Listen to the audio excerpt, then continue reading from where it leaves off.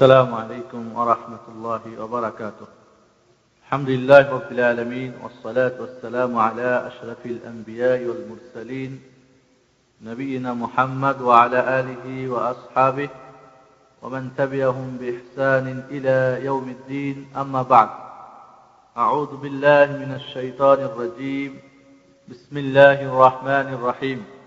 اتبعوا ما أنزل إليكم من ربكم ولا تتبعوا من دونه أولياء قليلا ما تذكرون.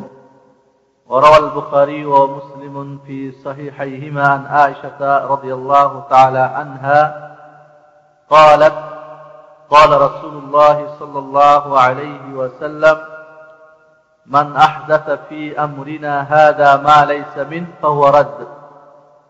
وفي رواية لمسلم: من عمل عملا ليس عليه أمرنا فهو رد، أو كما قال عليه الصلاة والسلام. আল্লাহ রাব্বুল আলামিন তার শেষ নবী মুহাম্মদ রাসূলুল্লাহ সাল্লাল্লাহু আলাইহি ওয়াসাল্লামের মাধ্যমে তার মনোনীত দ্বীন ইসলামকে পরিপূর্ণ করেছেন। এটা আমাদের সকলের বিশ্বাস। দ্বীনের এমন কোন মাসলা মাসাইল বা এমন কোন আমাল নেই যেটা মুহাম্মদ রাসূলুল্লাহ সাল্লাল্লাহু আলাইহি ওয়াসাল্লাম তার উম্মতকে অভিহিত না করে তিনি দুনিয়া থেকে চলে গিয়েছেন। উম্মতকে পথহারা করে রেখে যান নাই, এবং তার অনুপস্থিতিতে সবকিছুর সমাধান নেওয়ার জন্য তিনি দিক নির্দেশনা করেছেন কোরআন এবং হাদিসের প্রতি। যদি আমরা এটাকে মজবুত করে আঁকড়ে ধরে থাকি, তাহলে আমরা কোশ্চিন কালেও পথভ্রষ্ট হব না। তারাকতু ফীকুম আমরাইন লান তাদিল্লু মা তামাসসাকতুম বিহিমা কিতাবুল্লাহ ওয়া সুন্নতি। তোমাদের কাছে দুইটা জিনিস ছেড়ে গেলাম, যদি তোমরা মজবুত করে আঁকড়ে ধরো তাহলে তোমরা কোশ্চিন কালেও পথভ্রষ্ট হবে না। আর সে দুটি হচ্ছে আল কোরআন আর আল হাদিস। তাহলে দ্বীনের মধ্যে কোনো প্রকার সংযোজন করা বা দ্বীন থেকে কিছু বিয়োজন করা, এটা আল্লাহ এবং রাসূল ছাড়া আর কারোর অধিকার নেই। যতই বড় ইমাম হোক না কেন, আর যতই বড় হাক্কানি আলেম ওলামা বা পীর বা মাশায়েখ যেই কোনো নামেই তারা সমাজে পরিচিত হোক না কেন, রাসূলুল্লাহ সাল্লাল্লাহু আলাইহি ওয়াসাল্লাম যা করেছেন, যা নির্দেশ করেছেন বা আমাদের আদেশ করেছেন, আর যা সম্মতি দান করেছেন, এটাই হচ্ছে সুন্নাত বা হাদিস।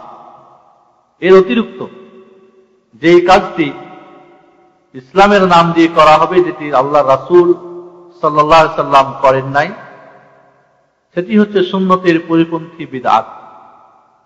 বিদআতের শাব্দিক অর্থ হল আল বিদআতু হিয়া কুল্লু মা আহদাসা আও মা উহদিসা আলা গায়রি মিসালিন সাবিক। এমন একটা নতুন কিছু আবিষ্কার করা যা এর পূর্বে এর মতো ছিল না। এই মাইকটা একটা বিদআতি জিনিস, নতুন আবিষ্কৃত জিনিস, এটা আর আগে ছিল না। আজকে আমরা যে এয়ার কন্ডিশন ইউজ করতেছি, এটা আগে ছিল না, এটাও একটা নতুন জিনিস। যেই কোনো নতুন আবিষ্কারকৃত জিনিসকেই বিদআত শাব্দিক ভাষায় বলা যেতে পারে। ইসলামের পরিভাষায় বিদআত বলা হয় আল বিদআতু হিয়া তারিকাতুল মুখতারিআ আও মুখতারাআ ফিদ-দ্বীন তুবাহি আশ-শরীআহ ইউকসাদু বিহা আত-তাকাররুবু ইলা আল্লাহ ওয়া লাম ইয়াকুম আলাইহি আলা সিহহাতিহা দালিলুন শারঈয়্যুন সহিহ আসলান আও ওয়াসফান। আল্লামা ইমাম আশ-শাতিবী রাহমাতুল্লাহ আলাইহি অত্যন্ত গুরুত্বপূর্ণ একটি কিতাব আল ইতিসামের মধ্যে প্রথম খণ্ড 37 পৃষ্ঠায় বলছেন, বিদআত বলা হয় ইসলামের পরিভাষায় নতুন আবিষ্কৃত পথ বা কোনো আমল যেটা শরীয়তের মধ্যে নেই, এর মাধ্যমে আল্লাহর নৈকট্য ইচ্ছা বা সংকল্প করা হয়, যার প্রমাণে কোনো সহি দলিল পাওয়া যায় না। দলিল ভিত্তিক যেটা, সেটা হবে কি সুন্নাত। আর দলিল ছাড়া ইবাদতের নামে আল্লাহর সান্নিধ্য বা নৈকট্য লাভে যে কাজটি করা হয়, সেটা কি বলা হয়? বিদআত। শাব্দিক অর্থে এই যন্ত্রটি বিদআত হলেও ইসলামের পরিভাষায় বিদআত না। আজকে চেয়ার, টেবিল, ঘড়ি, এই আধুনিক যুগের ইলেকট্রনিক্স অনেক কিছু তৈরি হয়েছে, শাব্দিক অর্থে বিদআত, কিন্তু ইসলামের পরিভাষায় কিন্তু এগুলি বিদআত নয়, কারণ এগুলিকে কোনো সওয়াবের উদ্দেশ্যে বানানো হয় নাই। কিন্তু আমরা যখন ইসলামের নাম দিয়ে কিছু করব, সওয়াবের উদ্দেশ্যে করব, শরীয়ত ভেবে করব, এবং এর মাধ্যমে নাজাতের উদ্দেশ্যে করব, জাহান্নাম থেকে রেহাই পাওয়ার উদ্দেশ্যে করব, দ্বীনি অনুভূতি নিয়ে যখন করব, তখন কিন্তু সেটা বিদআত হয়ে যাবে যদি এর পক্ষে কোনো দলিল না পাওয়া যায়।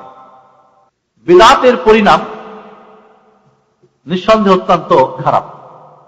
দিনের মধ্যে নতুন করে ধর্মের নামে কিছু আবিষ্কার করা শরীয়তে মুহাম্মাদীতে সর্বসম্মতিক্রমে বা সবার নিকটে এটা কি নিষিদ্ধ। বুখারী এবং মুসলিম শরীফের হাদিস, মা আয়েশা রাদিয়াল্লাহু তাআলা আনহা বর্ণনা করেন, মান আহদাসা ফি আমরিনা হাযা মা লাইসা মিনহু ফাহুয়া রাদ্দ। ইসলাম ধর্মে কেউ নতুন করে কিছু আবিষ্কার যদি করে আর যার সম্মতি আমার পক্ষ থেকে নেই, কে বলছেন? মুহাম্মদুর রাসূলুল্লাহ সাল্লাল্লাহু আলাইহি ওয়াসাল্লাম। সেটাই হচ্ছে প্রত্যাখ্যানযোগ্য, পরিত্যাজ্য, সেটাই হচ্ছে বিদআত। অন্য বর্ণনায় আছে, মান আমিলা আমালান লাইসা আলাইহি আমরুনা ফাহুয়া রাদ্দ।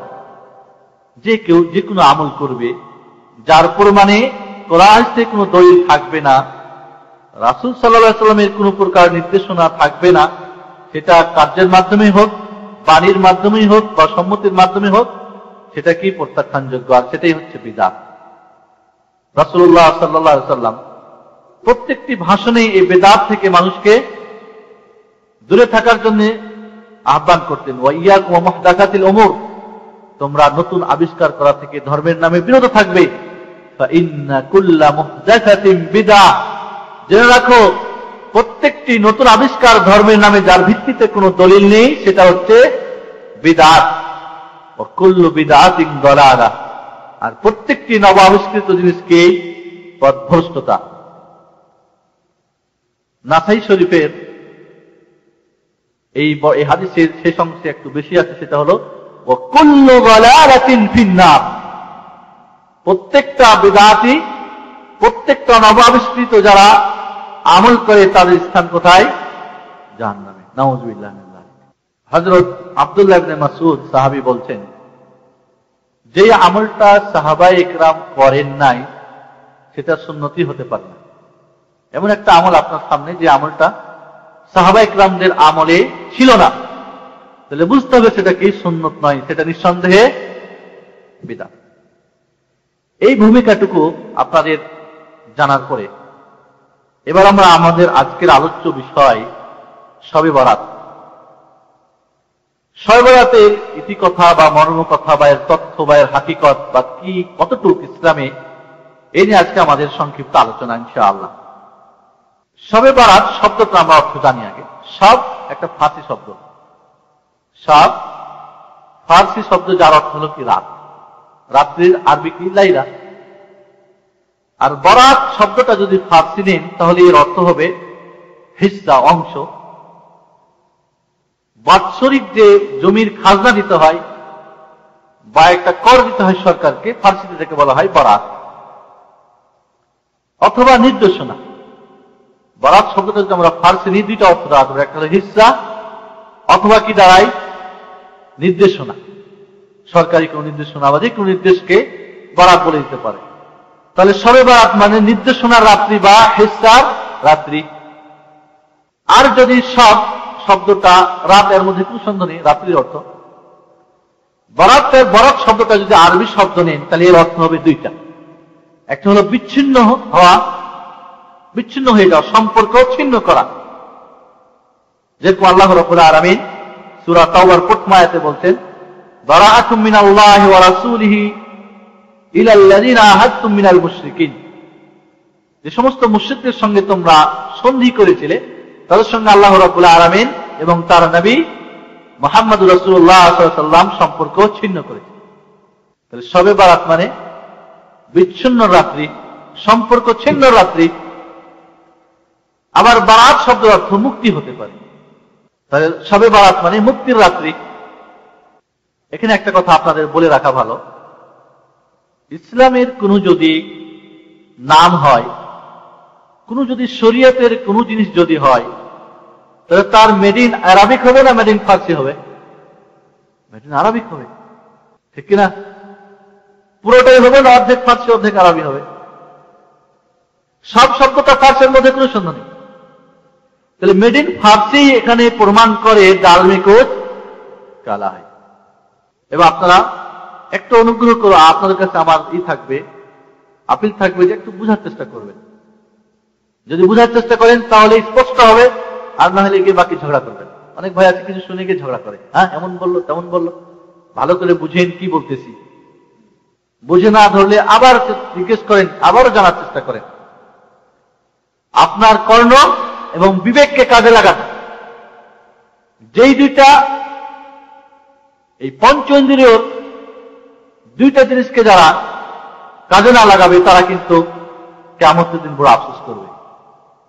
وقالوا لو كنا نسمع او نعقل ما كنا في اصحاب السعير। যদি আমরা শুনতাম বা বুঝার চেষ্টা করতাম তাহলে আজকে জাহান্নামে যেতাম না। জাহান্নামে কেন যাবে? সত্যকে গ্রহণ না করার কারণে, ঠিক কিনা? আপনাদের শ্রবণ শোক আল্লাহ রাব্বুল আলামিন যে কর্ণ দিয়েছেন এবং বিবেক দিয়েছেন, এই দুটাকে আমরা কাজে লাগাই। প্রচলিত যে শবে বরাত, এটা সম্পর্কে আমাদের আগে জ্ঞান থাকা উচিত, ধারণা থাকা উচিত। আমাদের দেশে শবে বরাতকে দিনই একটা অনুভূতি নিয়ে পালন করা হয়। এটা দিনই অনুষ্ঠান। যদি কোন ইসলামিক ধর্ম শিক্ষা বই পড়েন বাংলাদেশের যে কোনো সিলেবাসের, তো লেখা আসবে কি মুসলমানদের ধর্মীয় অনুষ্ঠান কি কি? ঈদুল আযহা, ঈদুল ফিতর, শবে বরাত, শবে মেরাজ, তার শবে কদর, তারপরে 10 ধাম, আরো কত কিছু আছে না? হ্যাঁ, অনেক কিছু পাওয়া যাবে। তাহলে শবে বরাত এটাকে ভাগ্য রজনী হিসাবে আমাদের দেশে এটাকে বড় জাঁকজমকের সঙ্গে পালন করা হয়। এর ভিত্তি কি এবং সত্যিকারের ভিত্তি কতটুকু শক্ত এবং কতটুকু নড়বড়ে, এই নিয়ে আমাদের আজকে আলোচনা হবে ইনশাআল্লাহ। ধর্মীয় দৃষ্টিকোণ থেকে একে যেহেতু পালন করা হয় ভাগ্য রজনী হিসাবে, মানুষ আকীদা বিশ্বাস ধর্মীয় দৃষ্টিকোণ থেকে এই জন্য সরকারি ছুটি ঘোষণা করা হয়। এবং গত সরকারের জমানায় পেপার পত্রিকা এসেছিল, যেটুকু আমরা জেনেছি, যে স্বাধীনতার পরে গত সরকার যত জাঁকজমক এবং পয়সা খরচ করে বাতি জ্বালিয়ে এই শবে বরাত পালন করতে পেরেছে, এর আগের কোন মুসলিম বা মুসলমান কোন সরকার এত পালন জাঁকজমক করে পড়তে পারে নাই। এটা তাদের একটা কৃতিত্ব তারা প্রকাশ করেছে। বাংলাদেশে ছিলাম, গত সরকারের ধর্মীয় মন্ত্রী যিনি ছিলেন, তিনি এক সময় এই শবে বরাতের ভাষণ দিতে গিয়ে বললেন যে এটা প্রথম চালু করেছিল হযরত আলী রাদিয়াল্লাহু তাআলা আনহু। পরে আমাদের আলোচনাটা আসবে। মানুষ মনে করে এই রাত্রিতে সকলকে ক্ষমা করা হয়, বয়সে এবং রুজি রুটিতে বরকত দেওয়া হয়, হায়াত মওত লেখা হয়, জীবনের ভাগ্য সৌভাগ্যবানদের এই ভাগ্য লেখা হয় রাত্রে।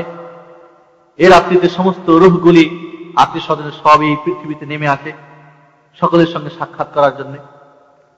বিধবারা এই রাত্রিতে তার স্বামীর সঙ্গে রুহানি মোলাকাত ঘটে, আর এই জন্য বিধবারা স্বামী যে খাওয়াটা ভালোবাসত ওই খাওয়াটা পাক করে সামনে রেখে সেজে গুজে স্বামীর সঙ্গে সাক্ষাৎ হবে, যেহেতু সারা রাত বসে স্বামীর সাক্ষাতের জন্য প্রতীক্ষায় বসে থাকে। এই রাত্রিতে বিভিন্ন, আর এই রূহগুলিকে সম্বর্ধনা জানাবার জন্য বিভিন্ন ধরনের আলোকসজ্জা করা হয়, লক্ষ কোটি টাকা খরচ করে বিভিন্ন ধরনের বাতি জ্বালানো হয়, সরকারি ভবনগুলিকে আলোকসজ্জা করা হয়, বেসরকারি সরকারি সব আগরবাতি জ্বালিয়ে, ধূপ জ্বালিয়ে, মোমবাতি জ্বালিয়ে, কবরস্থানে আলো জ্বালিয়ে ওই সমস্ত রূহগুলিকে সম্বর্ধনা জানা হয়। দলে দলে ছেলে মেয়ে, বুড়া বুড়ি, পুরুষ রমণী সকলে মিলে কবরের স্থানে গিয়ে ভিড় করে কবর জিয়ারত করেন। সরকারিভাবে বেসরকারিভাবে বিভিন্ন পেপার পত্রিকায় বিভিন্ন ধরনের আলোচনা, সভা সমিতি, মিলাদ মাহফিল, কোরআন খানি ইত্যাদি অনেক কিছু করা হয়। সরকারিভাবে অনেক সময় রাষ্ট্র আপনার প্রতিযোগিতা ঘোষণা করা হয়। ছোট বাচ্চারা পাটকা টাটকা ফুটিয়ে আতশবাজি করে, সারা রাত্রি ধরে এক সালাত আলফিয়া 100 রাকাত নামাজ, প্রত্যেক রাকাতে সূরা ফাতিহার সঙ্গে সূরা ইখলাস বা কুল হুয়াল্লাহু আহাদ 10 বার পড়ে 10 দিয়ে 100 গুণ করলে কত হয়? 1000 হয় না? এই জন্যই নামাজ হলো হাজারি নামাজ। এই হাজারি নামাজ সারা রাত্রি পড়ে নফল ইবাদতে ব্যস্ত থেকে ফজরের আগে সকলে ঘরে ফিরে যায়, নতুন জামা কাপড় পরে, আতর সেন, গোলাপ জল। সেই দিন ঢাকা শহরের মনে হয় কোনো বাজারে, কোনো দোকানে নতুন টুপি আর পাঞ্জাবি হয়তো আর দেরি করে গেলে পাওয়া যায় না। গোসল করা হয়, জমের গোসল। সেই গোসলের এক ফোঁটা পানিতে 700 রাকাত নফল নামাজের নেকি লেখা হবে। এই ধরনের হালুয়া রুটি পাক করে বিলি বন্টন করা হয়, গরিবদের দেওয়া হয়, নিজেরা খাওয়া হয়। এইভাবে জাক জমকের সঙ্গে বেশ একটা মনে হয় যেন মুসলমানদের একটা ঈদের দিন, খুশির দিন। এটাই কিন্তু আমাদের প্রচলিত ধর্মের নামে শবে বরাত বা লাইলাতুল বরাত। না আর কিছু আছে? এবার আমরা আসি, এইটা যে আমাদের দেশে করা হয় ধর্মীয় অনুভূতি নিয়ে, এর পিছনে কি কারণ রয়েছে? দুইটি কারণ আমাদের আলোচনার মধ্যে ফুটে উঠছে। দুইটি কারণ।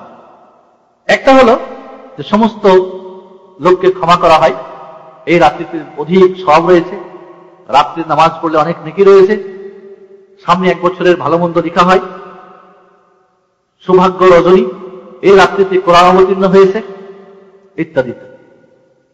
দ্বিতীয় কারণ হলো এই রাত্রিতে রূহগুলি নেমে আসে, আত্মীয় স্বজনদের কাছে তারা ঘুরে সকলের সঙ্গে দেখা সাক্ষাৎ হয়।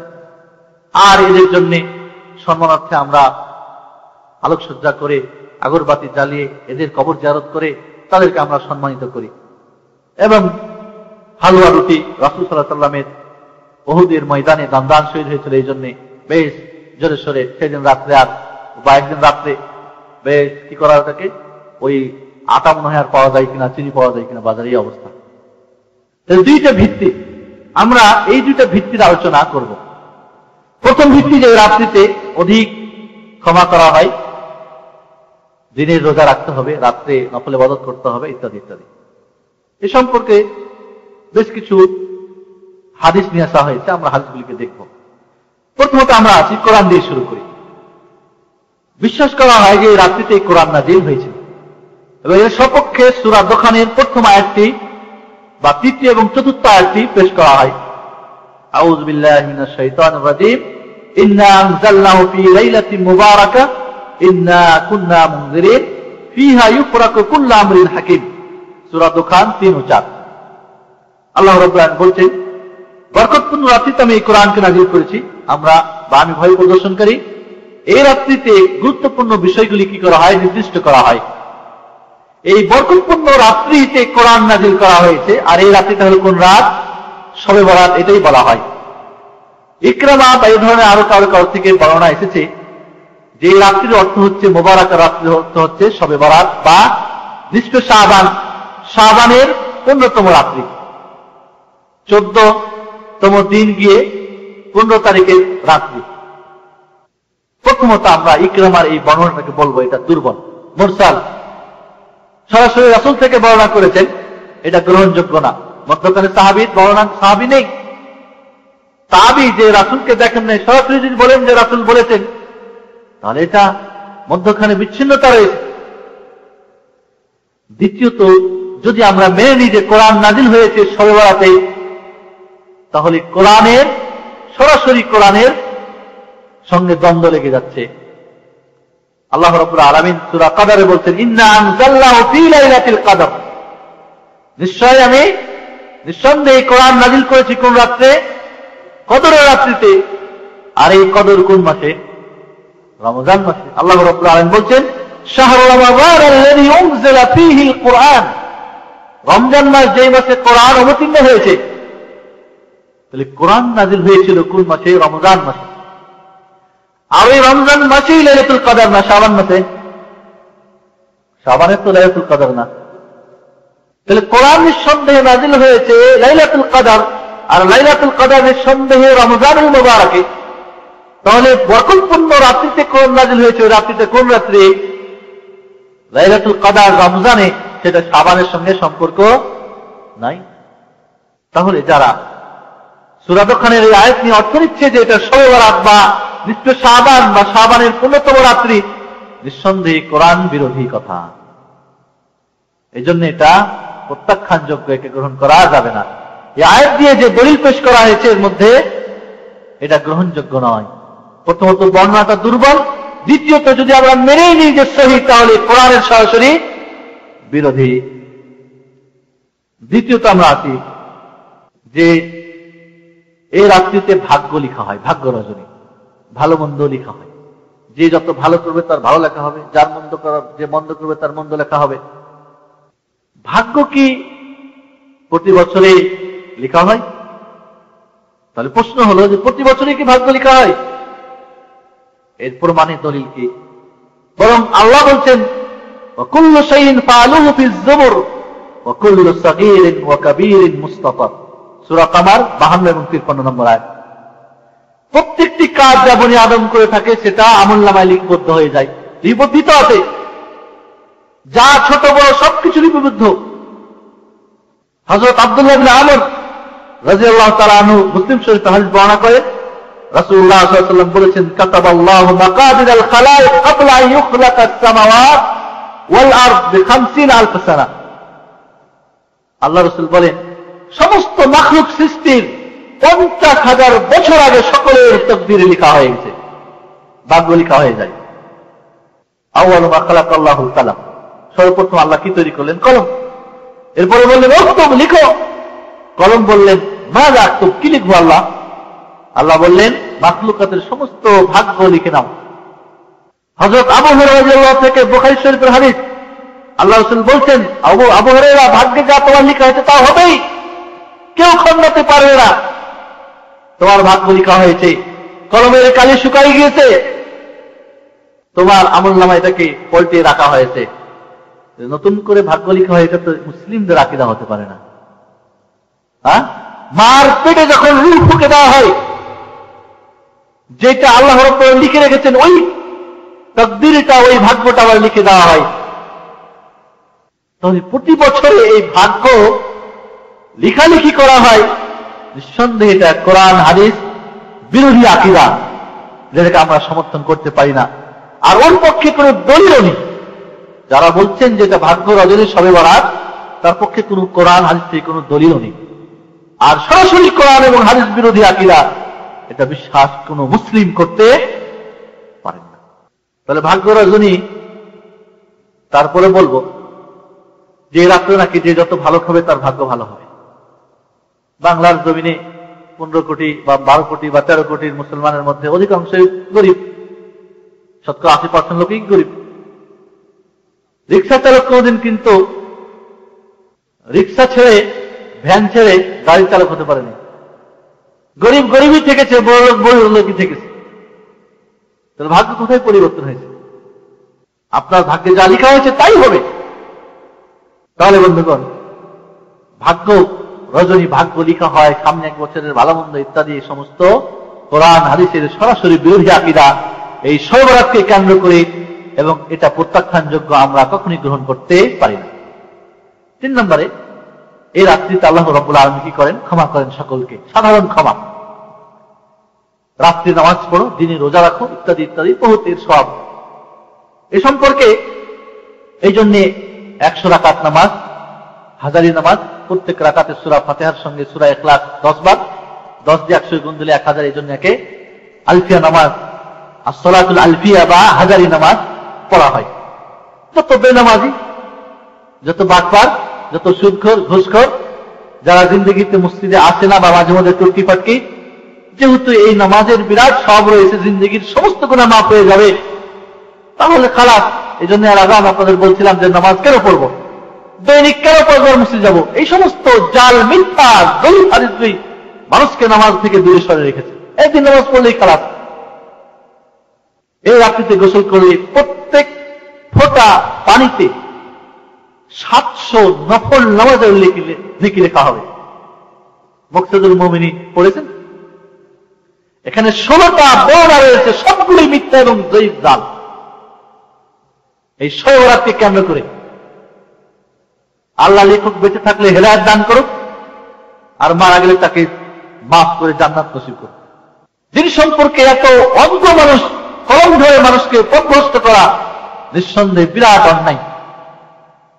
মকসুদুল মুমিনিন পড়ে আমরা বড় ধর্মীয় অনুভূতি নিয়ে এই সমস্ত অনুষ্ঠান করে থাকি। আসলে আমরা হাদিসগুলিকে একটু দেখি। প্রথম নম্বরে আমরা এখানে কিছু হাদিস উল্লেখ করবো আপনাদের কাছে। প্রথম নম্বরে হাদিস হচ্ছে হযরত আবু বকর সিদ্দিক রাদিয়াল্লাহু তাআলা আনহু থেকে হাদিস। আবু বকর থেকে হাদিস সিদ্দিকের কম সম ব্যাপার নাকি? আবু বকর থেকেই হাদিস হলেই যে হাদিস সত্য হবে এমন তো কথা না, বরং হাদিসে কুদসিও জাল হাদিস বানিয়েছে। আল্লাহ রাসূল বলেছেন, মহান আল্লাহ বলেছেন যে জাল কত হাদিস বানাইছে। আল্লাহ স্বয়ং বললেই কি সেটা হাদিস হয়ে যাবে নাকি? কেউ বললেই হবে নাকি যে আমার আল্লাহ কইছে, কোরআন হাদিসে নেই ওটা হয়ে যাবে নাকি যে আমার তার আল্লাহ কইছে? এমন তো হতে পারে না। কোরআনে থাকতে হবে, সহিহ হাদিসে থাকতে হবে। এবং এই হাদিসে এই অর্থে হাদিস হযরত আবু মুসা আশআরী থেকে বর্ণিত হয়েছে, যেখানে বলা হয়েছে যে এই রাত্রিতে আল্লাহ রাব্বুল আলামিন এই 15 তারিখ শাবানের রাত্রিতে আসমানে নেমে এসে সমস্ত ব্যক্তিকে ক্ষমা করে দেন, শুধু মুশরিক আর যে কামিনা বদকার এই দুই শ্রেণীর মানুষ বাদ দিয়ে সমস্ত মানুষকে ক্ষমা করে দেন। যত বেনামাজি, যত সুদখোর, যত ঘুষখোর, যত বাটপার, যত জিনার, যত লুচ্চার, যত আরামি বদমাশ সমস্তকে ক্ষমা করে দেন, কিন্তু যে মুশরিকরা তাকে ক্ষমা করেন না। আর যে কামিনা বেশি খারাপ খারাপ, সারা বছর নামাজ পড়ার দরকার নাই, সুদ ঘুষ জুয়া চুরি আর স্মাগলারি আর যত কিছু করবো বাস নামাজ পড়ে নেবো, খালাস। এই হাদিসটা বর্ণনা করেছেন ইমাম বাজ্জার কাশফুল আস্তার 2য় খণ্ড 430 পৃষ্ঠা, ইবনে খুযাইমা আত-তাওহীদ 1ম খণ্ড 326 পৃষ্ঠা, ইবনে আবি আসিম সুন্নাহ নামক কিতাবে 1ম খণ্ড 222 পৃষ্ঠা, লালকাই শারহুল ইতিকাদ 3য় খণ্ড 434 পৃষ্ঠা, বাইহাকী তারগিব তারহিব 3য় খণ্ড 238 পৃষ্ঠা। এই সনদে বা এই হাদিসটা বর্ণনা করেছেন আব্দুল মালিক আন মুসাব ইবনে আবি যায়েদ আন কাসিম ইবনে মুহাম্মদ আন আবি ওয়া আম্মি আন আবি বকর সিদ্দিক রাদিয়াল্লাহু তাআলা আনহু মারফুআন। আব্দুল মালিক এই হাদিস তিনি বর্ণনা করছেন। ইমাম বুখারী বলছেন যে ফিহে নাদাব, এই ব্যক্তির হাদিস গ্রহণযোগ্য না, এই ব্যক্তি থেকে হাদিস বর্ণনা করাই জায়েজ না। কেমন বর্ণনাকারী বুঝলেন? দ্বিতীয়ত আল্লাহ ইবনে হাজার ইবনে আবি হাতিম ইবনে আদির কথা উল্লেখ করছেন যে হাদিসটা মুনকার সনদে বর্ণিত হয়েছে, মানে অগ্রহণযোগ্য সূত্রে বর্ণিত হয়েছে। এই বর্ণনাকারীর মধ্যে একজন হচ্ছে মুসাব ইবনে আবি যায়েদ। আবু হাতিম বলছেন এই ব্যক্তি অপরিচিত ব্যক্তি, গায়রু মারুফ। মুহাদ্দিসিনদের নিকটে অপরিচিত ব্যক্তি হাদিস বর্ণনা করে তার হাদিস গ্রহণযোগ্য না। ছাত্র হলো কি যার হাদিস বর্ণনা করে জায়েজ না। শিক্ষক মুসাব ইবনে আবি যায়েদ যে অপরিচিত ব্যক্তি, তাহলে নিঃসন্দেহে এই হাদিসটা যঈফ, যার মধ্যে কোনো সন্দেহ নেই, এই হাদিসটা গ্রহণযোগ্য না। 2 নম্বর হাদিস হযরত আলী ইবনে আবি তালিব রাদিয়াল্লাহু তাআলা আনহু। এই হাদিসে বলা হচ্ছে যখন শাবানের 15 তারিখ হয়, আল্লাহ রাব্বুল আলামিন বলছে, আল্লাহ রাসূল বলছেন তখন তোমরা এই রাত্রি জাগো আর দিনে রোজা রাখো, কারণ এই রাত্রিতে আল্লাহ রাব্বুল আলামিন সূর্য ডোবার সাথে সাথে এই দুনিয়াবি আসমানে নেমে আসেন এবং বলতে থাকেন তোমাদের কে পাপী আছো গো, বলো তার পাপ ক্ষমা করে দিই। কে তোমাদের আছো অভাবগ্রস্ত, রুজিতে অভাব রয়েছে তাকে রুজি দান করে দিই। কে আছো তোমাদের মধ্যে অসুস্থ, তার অসুখ ভালো করে দিই, ইত্যাদি। এইভাবে ফজর পর্যন্ত আল্লাহ রাব্বুল আলামিন আহ্বান করতে থাকেন বান্দাকে, আর ক্ষমা করতে থাকেন। এই হাদিসটা অত্যন্ত দুর্বল অথবা জাল হাদিস, জাল হাদিসটা এটা বহু পরিচালিত আমাদের সমাজে। এই হযরত আলীর হাদিস বহু পরিচিত, এবং এই হাদিসের ভিত্তিতে গত সরকারের ধর্মমন্ত্রী বলতেছিলেন যে হযরত আলী সর্বপ্রথমে শবে বরাতের ইবাদত চালু করেছিলেন। বলেন নাউজুবিল্লাহ। একজন সাহাবী যেটা রাসূল করেন নাই সেটা করতে পারেন, তাহলে কোন বিদআতি ছিলেন নাকি? বলেন নাউজুবিল্লাহ। হাদিসটা আমরা সনদ একটু বিশ্লেষণ করি। এই হাদিসের মধ্যে একজন বর্ণনাকারী আবু বকর ইবনে আব্দুল্লাহ বিন মুহাম্মদ ইবনে আবু সাবর আল কুরাশি আল আমিরি আল মাদানী। এই ব্যক্তির কেউ নাম বলছেন আব্দুল্লাহ, কেউ বলছেন মুহাম্মদ।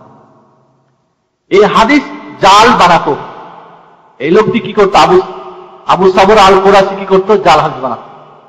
ইমাম বুখারী একে যঈফ বলেছেন। ইমাম আহমদ বিন হাম্বল বলছেন যে কানা ইয়াদাউল হাদিসা, এই বেটা কি করতো? জাল হাদিস বানাতো, বানিয়ে প্রচার করেছে। ইমাম নাসাই বলছেন মাতরুকুন, হাদিসটা কি? এই ব্যক্তি প্রত্যাখ্যানযোগ্য, একে গ্রহণ করা যাবে না। তাহলে বোঝা গেল যে হযরত আলী রাদিয়াল্লাহু তাআলা থেকে যে বর্ণিত হাদিসটি, এটি কি? জাল বা অত্যন্ত দুর্বল। দ্বিতীয়ত, যদি আমরা একে সহিহ মেনে নিই, তাহলে সহিহ হাদিসের উল্টা বহু 30 জন সাহাবী থেকে হাদিস বর্ণিত হয়েছে যে আল্লাহ রাব্বুল আলামিন দৈনিক রাত্রে নেমে আসেন আর বলতে থাকেন, কে আছো পাপী, কে আছো অভাবগ্রস্ত, কে আছো অসুস্থ। আর এই হাদিস প্রমাণ করছে শুধু শবে বরাতের রাত্রিতে নেমে আসেন। সহিহ হাদিসের উল্টা হলো না? তাহলে সহিহ হাদিসের যদি জয়ীফ, বিদ্বান বা জাল হাদিস উল্টা হয়, তাহলে ওটা গ্রহণযোগ্য হবে? কখনোই না। 3 নম্বর হাদিস হযরত আলী থেকে, ওই হাদিসের মতো এখানে বলা হচ্ছে, ওই হাদিসের আরো অতিরিক্ত, যে সকালবেলা রোজা রাখবে, যে সকালবেলা রোজা থাকে, রোজা রেখে সকাল করবে, তার 60 বছরের অতীতের পাপ ক্ষমা করে দেওয়া হবে এবং 60 বছর অগ্রিম পাপ মোচন করে দেওয়া হবে। হযরত আলী থেকে বর্ণিত হয়েছে। ওই হাদিসের মানে কিছু অতিরিক্ত কি, যে এই দিন রাত্রে যে ইবাদত করবে আর সকালবেলা মানে দিনে রোজা থাকবে, অতীতের 60 বছর আর সামনের 60 বছর, কত বছর? 120 বছরের সমস্ত গুনাহ মাফ করে দেওয়া হবে। নামাজ পড়ার দরকার আছে নিমিয়া? এই হাদিসটা ইবনুল জাওজি রাহমাতুল্লাহ আলাইহি আল মাওজুআতুল কুবরা, মানে জাল হাদিসের ভান্ডার, এই গ্রন্থে বলতেছেন হাযা হাদিসুন মাওযু, এই হাদিসটি কি? জাল হাদিস। ওয়া ইসনাদুহু মুযলাম, এর বর্ণনাকারীরা সূত্রটাকে অন্ধকার, এরা সব অন্ধকার, নিমচ্ছিন্ন, এদেরকে চেনা যায় না এরা কারা। এখন যদি একজন ইহুদি এসে একটা হাদিস বর্ণনা করে দেয়, গ্রহণ করে নেবেন? বড় লম্বা দাড়ি নিয়ে, টুপি নিয়ে আর জুব্বা গুব্বা নিয়ে গ্রহণ করবেন নাকি? না, হাদিসে যে খোঁজ করতে হবে আছে কিনা হাদিসটা। এবং জালকারীরা সর্বযুগে জাল, আজ পর্যন্ত হাদিস জাল তৈরি হয়। এরপরের হাদিস হলো হযরত আলী থেকে আরেকটা হাদিস। রাসূলুল্লাহ সাল্লাল্লাহু আলাইহি ওয়াসাল্লামকে হযরত আলী রাদিয়াল্লাহু তাআলা দেখলেন যে তিনি রাত্রে, এই শবে বরাতের মানে 15 তারিখের রাত্রিতে শাবানের, তিনি 14 রাকাত নামাজ পড়লেন। এরপরে বসে 14 বার সূরা ফাতিহা পড়লেন। ভালো করে শুনেন। এরপরে কুল আউযু রাব্বিন নাস 14 বার পড়লেন। এরপরে আয়াতুল কুরসি একবার পড়লেন। এরপরে লাকাদ জাআকুম রাসূলুম মিন আনফুসিকুম, বুঝতে পারলেন? কি করলেন? 14 রাকাত নামাজ পড়ে 14 বার সূরা ফাতিহা পড়লেন, 14 বার কুল আউযু রাব্বিন নাস পড়লেন, একবার আয়াতুল কুরসি পড়লেন, আর একবার লাকাদ জাআকুম রাসূলুম মিন আনফুসিকুম। আয়াতটা জানেন তো? মিলাদ যারা পড়ে আয়াতটা পড়ে না? পড়ে কিনা? এইটা একবার পড়লেন। হযরত আলী রাদিয়াল্লাহু তাআলা বলছেন, আমি রাসূলকে জিজ্ঞেস করলাম, এই আমলটা কেমন ধরনের আমল? বলেন, দেখো, এই আমলটা যে করবে এই রাত্রিতে 20টা কবুল হজের নেকি পাবে, আর যদি রোজা থেকে দেয়, রোজা থাকে দিনের বেলা, তাহলে 2 বছরের রোজা রাখার নেকি পেয়ে যাবে। এবার শুনেন হাদিসটা কেমন। আল্লামা বাইহাকি, জারকানি, ইবনুল জাওজি, ইবনু আররাক, আস-সুয়ুতি সকলে হাদিসটাকে জাল হাদিস বলে আখ্যায়িত করেছে। কি হাদিস? জাল হাদিস। আল মাওজুআতুল কুবরা, দ্বিতীয় খণ্ড, 13 পৃষ্ঠা।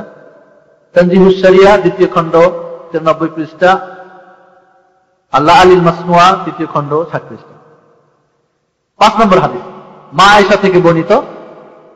বলা হচ্ছে, মা আয়েশা বলছেন যে রাত্রিবেলা আমি রাসূলকে হঠাৎ করে বিছানায় পেলাম না। খোঁজ করতে করতে গেলাম কোথায়? বাকিউল গারকাত, মদিনার যে কবরস্থান, সেখানে গিয়ে দেখলাম রাসূলুল্লাহ সাল্লাল্লাহু আলাইহি ওয়াসাল্লাম দোয়া করতেছেন। তো রাসূলকে দেখে আমি আবার ঘরে চলে আসলাম। রাসূল ফিরে এসে বললেন, আয়েশা, তুমি কি ভয় করো যে আল্লাহ এবং তার রাসূল তোমার উপরে জুলুম কিছু করবে? বললেন, না ইয়া রাসূলুল্লাহ, কিন্তু আমার ভয় হচ্ছিল যে আপনি আমার ঘর থেকে উঠে মনে আপনার অন্য কোন স্ত্রীর ঘরে গিয়েছেন, আজকে তো আমার দিন। বলে, আয়েশা, তুমি কি জানো আজকে এমন একটা দিন যে এই আজকে শাবানের শাবান, অর্থাৎ 15 তারিখের শাবানের রাত্রি, এই রাত্রিতে আল্লাহ আসমানে, এই দুনিয়ার আসমানে নেমে আসেন, নেমে এসে বানু কালব, এই গোত্রের যত ছাগল আছে চাইতে অধিক মানুষকে আল্লাহ ক্ষমা করে দেন। হাদিসটা ইবনে মাজাহ, তিরমিজি, মুসনাদ আহমদ অন্যরা বর্ণনা করেছেন। এই হাদিসটা আমাদের সকলে অনেকেরই জানা, ঠিক কিনা? এখানে পড়তেছিলাম মকসুদুল মুমিনিন শুধু বানু কলব না, আরো দুইটা গোত্রের কথা বলছেন এখানে। সেই দুইটা হলো, মোট কথা এখানে হাদিসে একটা গোত্রের কথা আছে, মকসুদুল মুমিনে দেখলাম আরো দুইটা গোত্রের কথা বলা হয়েছে, যে এই দুইটা গোত্রের, বনি কলব গোত্রের যত ছাগল আছে এত পরিমাণ লোম যা আছে না, এর চেয়ে অধিক মানুষকে আল্লাহ ক্ষমা করেন। মকসুদুল মুমিনের সাহেবের বাহাদুরি দেখিয়ে আরো দুইটা কবিলার কথা বাড়াই দিয়েছেন, আর লিখেছেন প্রত্যেকটা কবিলার 20,000 করে ছাগল ছিল। তাহলে কত ছাগল? 3 কোটি 60,000। 60,000 ছাগলের একটা ছাগলে কত লোম হতে পারে? কয় লক্ষ হতে পারে? তাহলে কত মানুষ? কোন মুসলমান আর ক্ষমা থাকবে না, সকলকে ক্ষমা করে দেওয়া হবে। এই হাদিসটা সম্পর্কে এবার শুনেন আপনারা। এই হাদিসটা বর্ণনা করেছেন হাজ্জাজ বিন আরতা, তার শিক্ষক কার থেকে? ইয়াহইয়া ইবনে আবি কাসির থেকে। ইয়াহইয়া ইবনে আবি কাসির বর্ণনা করছে কার থেকে? উরওয়া থেকে, আর উরওয়া বর্ণনা করছেন আয়েশা থেকে। সংক্ষেপে বলছি কারণ এই সময় খুব খুঁটি সূক্ষ্ম কথা। হাজ্জাজ বিন আরতা এর কাজ ছিল কি? বেশি বেশি ভুল করা, আর যার থেকে হাদিস বর্ণনা করে না তার থেকে হাদিস বর্ণনা করা। মুদাল্লিস, শিক্ষকের নাম যদি মোহাম্মদ হয় তো জয়ীফ, যদি হয় তো মোহাম্মদ বাদ দিয়ে আবু আহমদ লাগাই দেয়, যাতে করে মানুষ না বুঝতে পারে যে জয়ীফ থেকে বর্ণনা করেছে। এই উল্টা পাল্টা করছে, যার হাদিস গ্রহণযোগ্য না। এবং হাজ্জাজ বিন আরতা তার শিক্ষক ইয়াহইয়া ইবনে আবি কাসিরের সঙ্গে ওর সাক্ষাৎ হয় নাই, হাদিস টাদিস শুনে নাই। তাহলে আমি যাদের জিন্দগিতে দেখি নাই, যার সঙ্গে আমার সাক্ষাৎ হয় নাই, তাকে যদি বলি যে উনি বলেছেন আমাকে, গ্রহণযোগ্য হবে? ইয়াহইয়া ইবনে আবি কাসির তিনিও এই ধরনের তাদলিস করতেন, মুরসাল হাদিস বর্ণনা করতেন। ইয়াহইয়া ইবনে আবি কাসির তার ওস্তাদ উরওয়া বিন জুবাইরের সঙ্গে তারও কোনো সাক্ষাৎ হয় নাই। তাহলে এখানে আমরা বুঝতে পারছি যে হাজ্জাজ বিন আরতা, ইয়াহইয়া ইবনে আবি কাসির শিক্ষক এবং ছাত্র দুজনেই দুর্বল, তাদের হাদিস গ্রহণযোগ্য না। দ্বিতীয়ত একে অপরের সঙ্গে কোনো সাক্ষাৎ হয় নাই। ওইভাবে ইয়াহইয়া ইবনে আবি কাসির তার শিক্ষক উরওয়া বিন জুবাইর তার সঙ্গে কোনো সাক্ষাৎ হয় নাই। এমন ব্যক্তিদের বা এই ধরনের হাদিস মুহাদ্দিসিনদের নিকটে প্রত্যাখ্যানযোগ্য, অগ্রহণযোগ্য, জয়ীফ জিদ্দান, গ্রহণযোগ্য না। এরপরে হলো হযরত আবু হুরায়রা রাদিয়াল্লাহু তাআলা আনহু হাদিস। এই ধরনেরই হাদিস, তবে এখানে 12 রাকাতের নামাজের কথা আছে। সালাতুর রাগায়েব, যেটা বিশেষ সিস্টেমে আর কি, সূরা ফাতিহা পড়বে, সূরা ইখলাস কতবার জন্য, আয়াতুল কুরসি কতবার, এইভাবে পড়বে, তাহলে জীবনের সমস্ত মাফ হয়ে যাবে। এই হাদিসটা ইবনুল জাওজি, বাজ্জার তারা বর্ণনা করেছেন। এখানে বর্ণনাকারীর মধ্যে হিশাম বিন আব্দুর রহমান একই অপরিচিত, যার পরিচয় জানা যায় না, বর্ণনাকারী, এবং সে আমাস থেকে বর্ণনা করছে। তার কাজ ছিল এই তাদলিস করা এবং মুরসাল হাদিস বর্ণনা করা। ইমাম বাজ্জার রাহমাতুল্লাহ বলছেন যে হিশামের সঙ্গে এই হাদিসটা আর কেউ বর্ণনা করে, সে একাই বর্ণনা করেছে। ইমাম ইবনুল জাওজি রাহমাতুল্লাহ বলছেন যে এই হাদিসের সনদে অনেক অপরিচিত বর্ণনাকারী আছে, যাদের কোনো পরিচয় জানা যায় না। তাহলে এমন ধরনের হাদিস মুহাদ্দিসিনদের নিকটে গ্রহণযোগ্য না। এরপরে হাদিস হলো আব্দুল্লাহ ইবনে আমর ইবনে আসের হাদিস, যেখানে বলা হচ্ছে যে ব্যক্তি মান ক্বারা লাইলাতান নিসফি মিন শাবান আলফ মাররা কুল হুয়াল্লাহু আহাদ ফি মিয়াতি রাকা লাম ইয়াখরুজ মিনাদ দুনিয়া হাত্তা ইয়াবআসুল্লাহু ইলাইহি ফি মানামিহি মিয়াতা মালাক। বলা হচ্ছে যে ব্যক্তি এই শবে বরাতের রাত্রিতে বা এই অর্ধ শাবানে 15 তারিখে 100 বার কুল হুয়াল্লাহু আহাদ পড়বে, 1000 বার কুল হুয়াল্লাহু আহাদ পড়বে 100 রাকাত নামাজে, ওই যে আলফিয়া নামাজ, যেটা হাজারি নামাজ, ওই ব্যক্তি দুনিয়া থেকে যাওয়ার আগে সে স্বপ্নে দেখবে কত ফেরেশতা? 100 ফেরেশতাকে পাবে। 30 জন ফেরেশতা তাকে জান্নাতের শুভ সংবাদ দিবে, আর বাকি 30 জন তাকে জাহান্নামের আগুন থেকে তাকে নিরাপত্তা দান করবে, বাঁচায় রাখবে। আর বাকি 30 জন কি করবে? কোন প্রকার যাতে করে তার থেকে ভুল ত্রুটি না হয় এই জন্য তাকে হেফাজত করবে। আর বাকি কত থাকলো? আর 10 জন তাকে, যারা তার বিরোধিতা করবে তাদের সঙ্গে তাদের যুদ্ধ ঘোষণা করবে। ফজিলত অনেক, ঠিক না? এক রাত্রে নামাজ পড়লেই সব শেষ।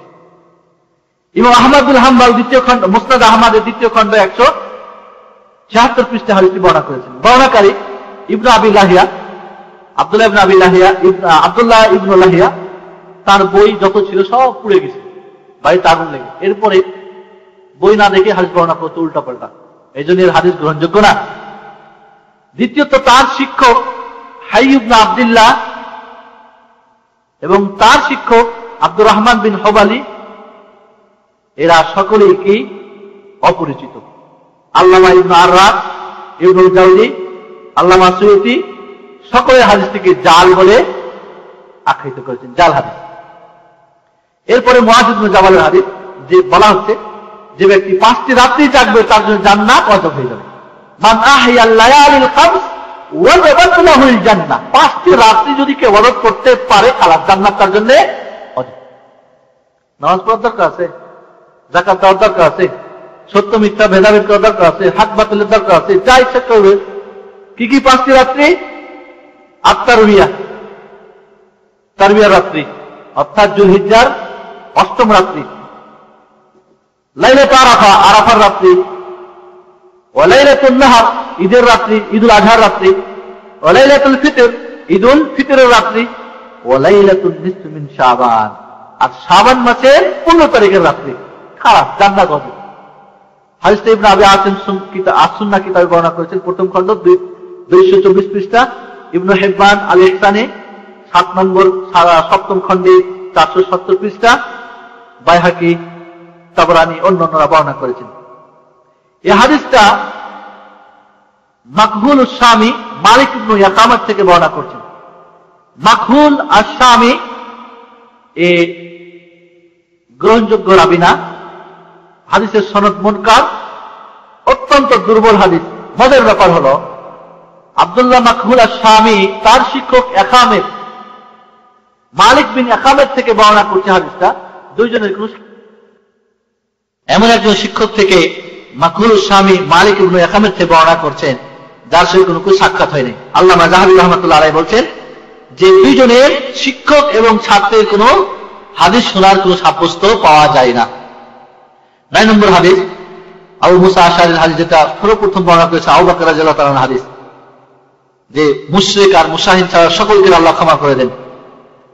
এই হাদিসটা 2টা সনদে ইমাম ইবনে মাজাহ বর্ণনা করেছেন। 2 সনদের মধ্যে বিচ্ছিন্নতা রয়েছে। আব্দুর রহমান যে আবু মুসা সাহাবী থেকে বর্ণনা করেছেন, দুইজনের মধ্যে কোনো সাক্ষাৎ ছিল না। সাহাবীর সঙ্গে তার ছাত্র যে বর্ণনা করছেন, দুইজনের সঙ্গে সাক্ষাৎ সাব্যস্ত বা হাদিস শোনা সাব্যস্ত হয় নাই। এবং এই হাদিসের মধ্যে অনেকগুলি অপরিচিত রাবী রয়েছে, মাজহুল। অতএব হাদিসটা প্রত্যাখ্যানযোগ্য, গ্রহণযোগ্য না, জয়ীফ জিদ্দান। এরপর আরেকটা হাদিস হলো কারদাওস সাহাবী থেকে, যেখানে বলা হচ্ছে যে ব্যক্তি ঈদের রাত্রি আর শাবানের 15তম রাত্রি জাগবে, সেই ব্যক্তি অন্তর মরবে না, যে দিন সকলের অন্তর মরে যাবে। এগুলো হলো সুফিবাদের হাদিস। অন্তর সবসময় নাকি জপে, দিল দিয়ে নাকি জিকির হতেই থাকে হামেশা। বলে এমন লতিফা রয়েছে যে ইবাদত করতে করতে করতে এক পর্যায়ে তখন নিজে নিজে সবসময় সমস্ত অঙ্গ প্রত্যঙ্গ জিকির করতে থাকবে, সুবহানাল্লাহ, আলহামদুলিল্লাহ, আল্লাহু আকবার নাকি বলতেই থাকবে। শয়তানের জিকির করে, শয়তান সমস্ত হারকাত করে আর ভাবে জানে আল্লাহ আমাদের জিকির করাচ্ছে। বলেন নাউজুবিল্লাহ। এই হাদিসটাও কি ইবনুল জাওজি রাহমাতুল্লাহ আলাইহিকে যঈফ বলেছেন, এবং আল্লামা যাহাবী, ইবনে হাজার সকল হাদিসটাকে মুনকার এবং মুরসাল বলেছেন। এর মধ্যে অনেক ত্রুটি রয়েছে, গ্রহণযোগ্য না। এর পক্ষে একটা সুন্নি হাদিস বর্ণনা করা হয়। এগুলি তাহলে বোঝা গেল এরপর যাবৎ সমস্ত হাদিসগুলি হয় জাল অথবা অত্যন্ত দুর্বল। একটা সুন্নি হাদিস এখানে সেট করা হয়। ইমরান ইবনে হুসাইনের হাদিস, যেটা বুখারী মুসলিম শরীফের হাদিস। জনৈক ব্যক্তিকে আল্লাহ রাসূল বললেন যে তুমি সেরারে শাবান কি করেছো? সেরারে শাবানে রোজা রেখেছো না রাখো নাই? তো বললেন না ইয়া রাসূলুল্লাহ, রোজা রাখি নাই। আল্লাহ রাসূল বললেন তুমি রমজান শেষ হয়ে গেলে, রমজানে তাহলে প্রশ্ন করতেছেন, তুমি ওই রোজা 2টা করে নিবে।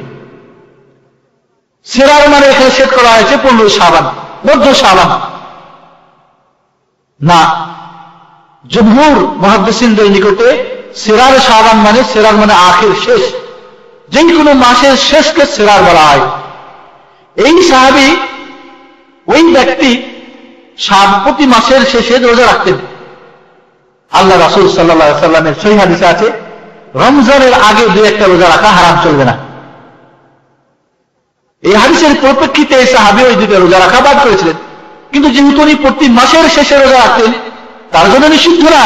কিন্তু যে খাস করে এই শাবানের রমজানের আগে দুই একটা রোজা রাখার জন্য ইসলামে কি রোজা রাখা নিষিদ্ধ, তাহলে ওই ব্যক্তির জন্য নিষিদ্ধ ছিল না, কারণ যেহেতু সবসময় তিনি রাখতেন।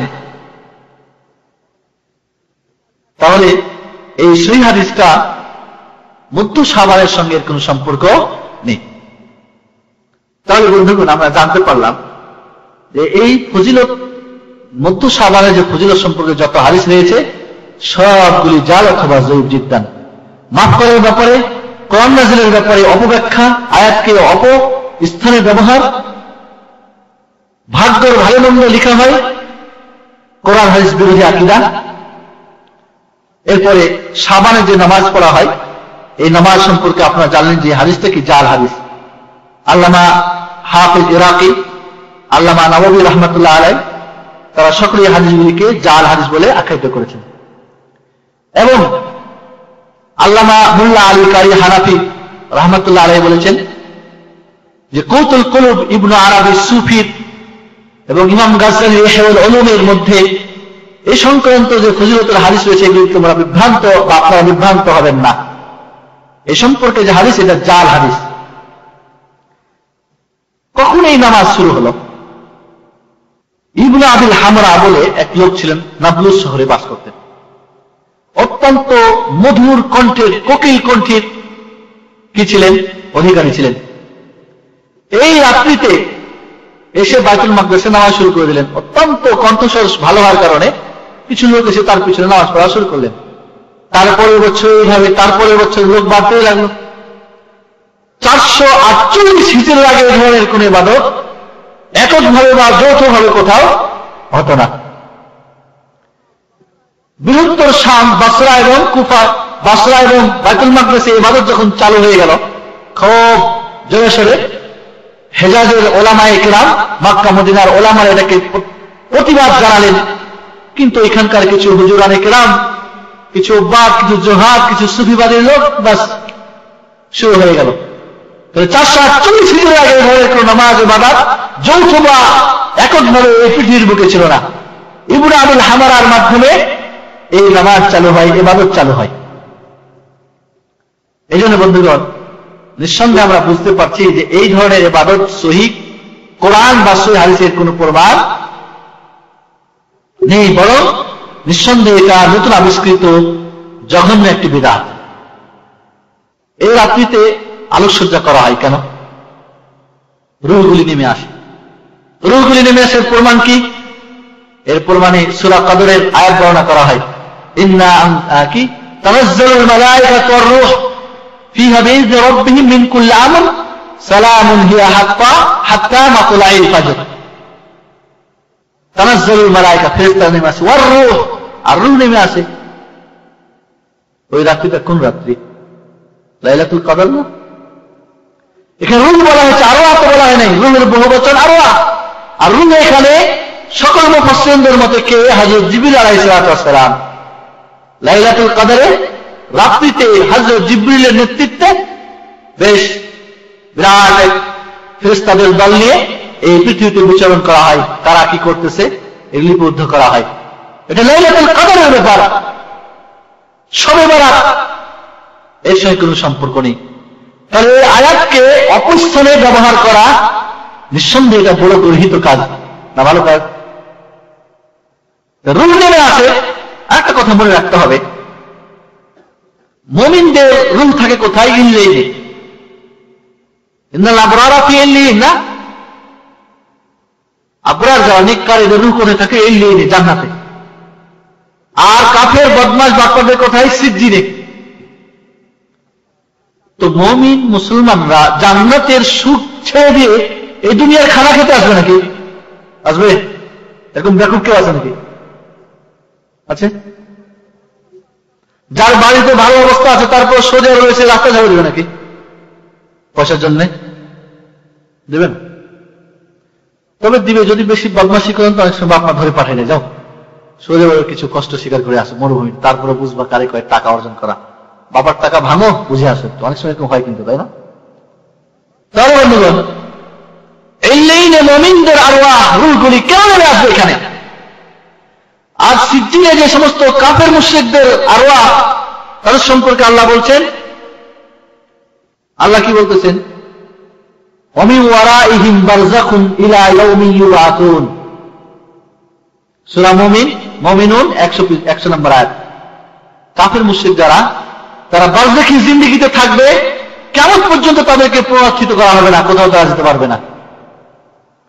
তাহলে কোরআন বলতেছে তারা সিজ্জিনেই থাকবে, মুমিনরা এলিনে থাকবে, এই পৃথিবীতে নেমে আসবে শররাতের রাত্রিতে, এর পক্ষে কোনো দলিল নেই।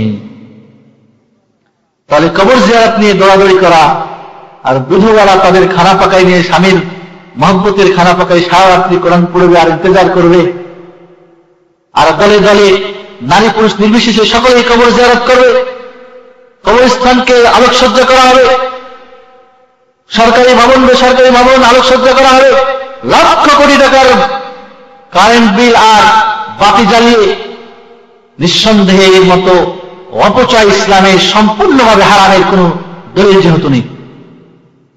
এরপরে এই আলোকসজ্জা কোথা থেকে আসলো তাহলে? ঠিক না? নামাজ কোথা থেকে আসলো বলেন তো, বলেন না? আলোকসজ্জা কোথা থেকে আসলো? মুহাদ্দিস আব্দুল হক দেহলাভী হানাফি রাহমাতুল্লাহ আলাইহি বলছেন যে বাদশাহ হারুন রশিদের যুগে ইয়াহইয়া ইবনে খালিদ বারামকি এবং মাহমুদ ইবনে খালিদ বারামকি, এরা দুইজন, হযরত হারুন রশিদ 117 জন্ম আর 193 না তার রাজত্বকাল আর কি, 170 থেকে 193 পর্যন্ত। এই সময় এই ইয়াহইয়া ইবনে খালিদ আর মুহাম্মদ বিন খালিদ দুই ভাই, এরা অগ্নি পূজক ছিল। এরা ইসলাম গ্রহণ করে বাদশাহ হারুন রশিদের মন্ত্রী, দুইজন মন্ত্রী হয়ে যান। এরা তাদের ওই পুরানো মহব্বত আগুন পূজাকে বাস্তবায়ন করার জন্য বাদশাহ হারুন রশিদকে পরামর্শ দেন যে কাবা ঘরে আলোকসজ্জা করা হোক, বাতি জ্বালা হোক, এবং মসজিদে মসজিদে এবং 15 শাবান বিশেষ করে আগুন জ্বালা হোক। এইভাবে বাদশাহ হারুন রশিদ যখন জানতে পারলেন যে এদের এই খারাপ উদ্দেশ্য, তখন এই বারামকি অগ্নি পূজকদের কেল্লা পুরা ভেঙে খান খান করে তাদের উড়াই দিলেন। এই বারামকি অগ্নি পূজকদের থেকে এই আলোকসজ্জার নিয়ম পদ্ধতি চালু হয়েছিল। মধ্যখানে সরকারিভাবে বন্ধ করা হলেও বেসরকারিতে অনেক কিছুই করা যায় না, ঠিক না? অনেক কিছু অপরাধ বেসরকারিভাবে হয়। আমাদের কিন্তু রাজনৈতিক কথা হলো সরকারি দলই করতেছে, কিন্তু আসলে কি সবাই সরকারি দলই করে না? এজন্যে তাহলে এই আলোক পূজা, অগ্নি পূজা পুজো, এই অগ্নি পুজো বারামকিদের পক্ষ থেকে এই আলোকসজ্জার নিয়ম মুসলমানদের কাছে এসেছে। কেউ কেউ বলেছেন এটা হিন্দুদের দেওয়ালি পূজা আছে না, দেওয়ালি পূজা চেনেন আপনারা? হ্যাঁ, এই দেওয়ালি পূজা থেকে এটা এসেছে। হিন্দুদের দেওয়ালি পূজা থেকে এটা এসেছে। আলোকসজ্জার নিয়মটা দেওয়ালি পূজা এই বাদশাহ হারুন রশিদের যুগেই অগ্নি পূজকদের বারামকিরা চালু করেছে। তাহলে হিন্দুদের আলোকসজ্জা দেওয়ালি পূজার, আর অগ্নি পূজক বারামকিদের আলোকসজ্জা আমরা সেট করলাম কোথায়? মুসলমানদের ইবাদতে, মুসলমানদের ধর্মীয় অনুষ্ঠানের নামে। নিঃসন্দেহে এগুলি গৃহীত কাজের মধ্যে কোন সন্দেহ নেই। এরপর মনে রাখতে হবে যে কবর জিয়ারতের কোন নির্দিষ্ট করে দিন করে কবর জিয়ারত করলে এটা বেদাতি জিয়ারত। যদি আল্লাহ রাসূল নির্দিষ্ট করে কবর জিয়ারত করতেন, মদিনার কোন ছেলে আবাল বৃদ্ধ বনিতা পুরুষ নারী থাকতো ঘরে, সবাই যেতেন রাসূলের সঙ্গে কবর জিয়ারত করতে। মা আয়েশা দেখলেন তিনি কবর জিয়ারত করতে গেছিলেন, জয়ীফ হাদিস, তো তারপরে কি আল্লাহ রাসূল সবসময় জিয়ারত করতেন? বরং মা আয়েশা সহিহ হাদিসে বলছেন যে আমার যখন দিন পড়তো আল্লাহ আমার ঘরে থাকতেন, অধিকাংশ সবাই তিনি বাকিল দরগা থেকে কবর জিয়ারত করতেন। সাহাবায়ে কেরাম এরপরে ওই রাত্রিকে নির্দিষ্ট করে কোনো কবর জিয়ারত করতেন না। মা আয়েশাও কেউ করলেন না। ওইটা এখন এসে আমাদের জন্য ইবাদত হয়ে গেল। এই জন্য নির্দিষ্ট করে জুমাতুল বিদায় হোক, শবে বরাতই হোক, শবে রজবই হোক, লাইলাতুল কদরই হোক, কোন রাত্রিকে নির্দিষ্ট করে, দিন নির্দিষ্ট করে, টাইম নির্দিষ্ট করে কবর জিয়ারত, এটা বিদআতি জিয়ারত, সুন্নতি জিয়ারত নাই। কবর জিয়ারত তিন প্রকার: অরিজিনাল জিয়ারত, সুন্নতি জিয়ারত। দিন নির্দিষ্ট ছাড়া একাকি যেই কোনো সময় পার্শ্ববর্তী বা যে কোনো জায়গায় দিতে গিয়ে কবর অতিক্রম করতে গিয়ে কবরস্থান পেয়ে সালাম দিয়ে নিজের জন্য এবং তাদের জন্য কবর জিয়ারত, মৃত্যু ব্যক্তির জন্য কবর দোয়া করা, বাস। যৌথভাবে দিন নির্দিষ্ট করে হুজুরে ডেকে হালে রুটি খাইয়ে, দিন নির্দিষ্ট করে, রাত নির্দিষ্ট করে, এই ধরনের কবর জিয়ারত রাসূলের সুন্নতের পরিপন্থী, এগুলি বিদআতি জিয়ারতের মধ্যে কোনো সন্দেহ নেই। আর শিরকি জিয়ারত, যে জিয়ারত করতে গিয়ে কবরবাসীর কাছে গিয়ে চাওয়া হয়, বাবারে দাও, বাঁচাও, বাচ্চা দাও, টাকা দাও, এই করো, এই করো, অভাবমুক্ত করো, চাকরিতে বাকরিতে টাকা পয়সার বরকত দান করো, এগুলো হলো শিরকি জিয়ারত, এর মধ্যে কোনো সন্দেহ নেই। তাহলে সুন্নতি জিয়ারত, বিদআতি জিয়ারত আর শিরকি জিয়ারত। সুন্নতি জিয়ারত বাংলাদেশ থেকে বিদায় নিয়েছে অধিকাংশের কাছ থেকেই, বেশিরভাগই বিদআতি, আবার কিছু সংখ্যা আছে শিরকি জিয়ারতেও লিপ্ত আছে। বন্ধুগণ, আর একটা অনুষ্ঠান হয়ে থাকে, সেটা হলো কি রুহদের লিকার একটা খতম পড়া হয়। আকীদা রাখে অনেকেই যে এই শবে বরাতের আগ পর্যন্ত যারা মারা গিয়েছে, মানে গত বছরের শবে বরাতের পর থেকে নিয়ে আজকে শবে বরাত পর্যন্ত যারা মারা গিয়েছে, এদেরকে আগের যত রুহ আছে ওদের সঙ্গে একটা মিলন ঘটাতে হবে। বুঝতে পারলেন? আর এই জন্য মোল্লা ডেকে, ইমাম সাহেব ডেকে একটা খতম পড়াতে হবে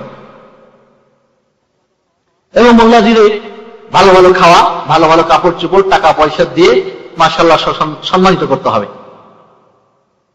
এটাও কিন্তু অনেকেই করে থাকে। অনেকেরা এই ব্যাপারে একটা চমৎকার ঘটনা শুনেন, খুব একটা চমৎকার ঘটনা আছে। ইন্ডিয়ার কোন এক জায়গায় গ্রামে বিরাট এক চৌধুরী সাহেব, মালদার, টাকা পয়সাওয়ালা মারা গেলেন। ছেলে মেয়েরা তো বুঝেন চৌধুরী সাহেবদের মেয়েরা কেমন হয়, ছেলে মেয়েরা দিন থেকে একটু অনেক সময় দূরে থাকে, সব চৌধুরীরা আসে, জন্য কোন চৌধুরী ভাই থাকলে আবার রাগ করবেন না। তো এবার শবে বরাতের দিনে বাবার রুহকে মিলাই দিতে হবে কিনা আগের রুহদের সঙ্গে, আর না মিলালে ওই রুহ সমস্ত পরিবারের জন্য বদদোয়া করবে। এটা হলো আকীদা। তো বদদোয়া থেকে বাঁচতে হবে কিনা, মোল্লাজিরে ডেকে, বড় লোক মানুষ, টাকা পয়সা, হাদায়া, গুরুত্বপূর্ণ, অত্যন্ত মূল্যবান কাপড় চোপড় দিয়ে হুজুরের সামনে রেখে এবার হুজুর দোয়া শুরু করছে। দীর্ঘক্ষণ দোয়া করার পরে দীর্ঘ নিঃশ্বাস ছেড়ে কয়, কি হলো হুজুর, কি হলো? কিছুক্ষণ চুপ করে থাকার পরে কয়, না, রুহ তো তাদের সঙ্গে মিলতে চাই না। কি করলেন হুজুর? না, আবার একটু চেষ্টা করেন।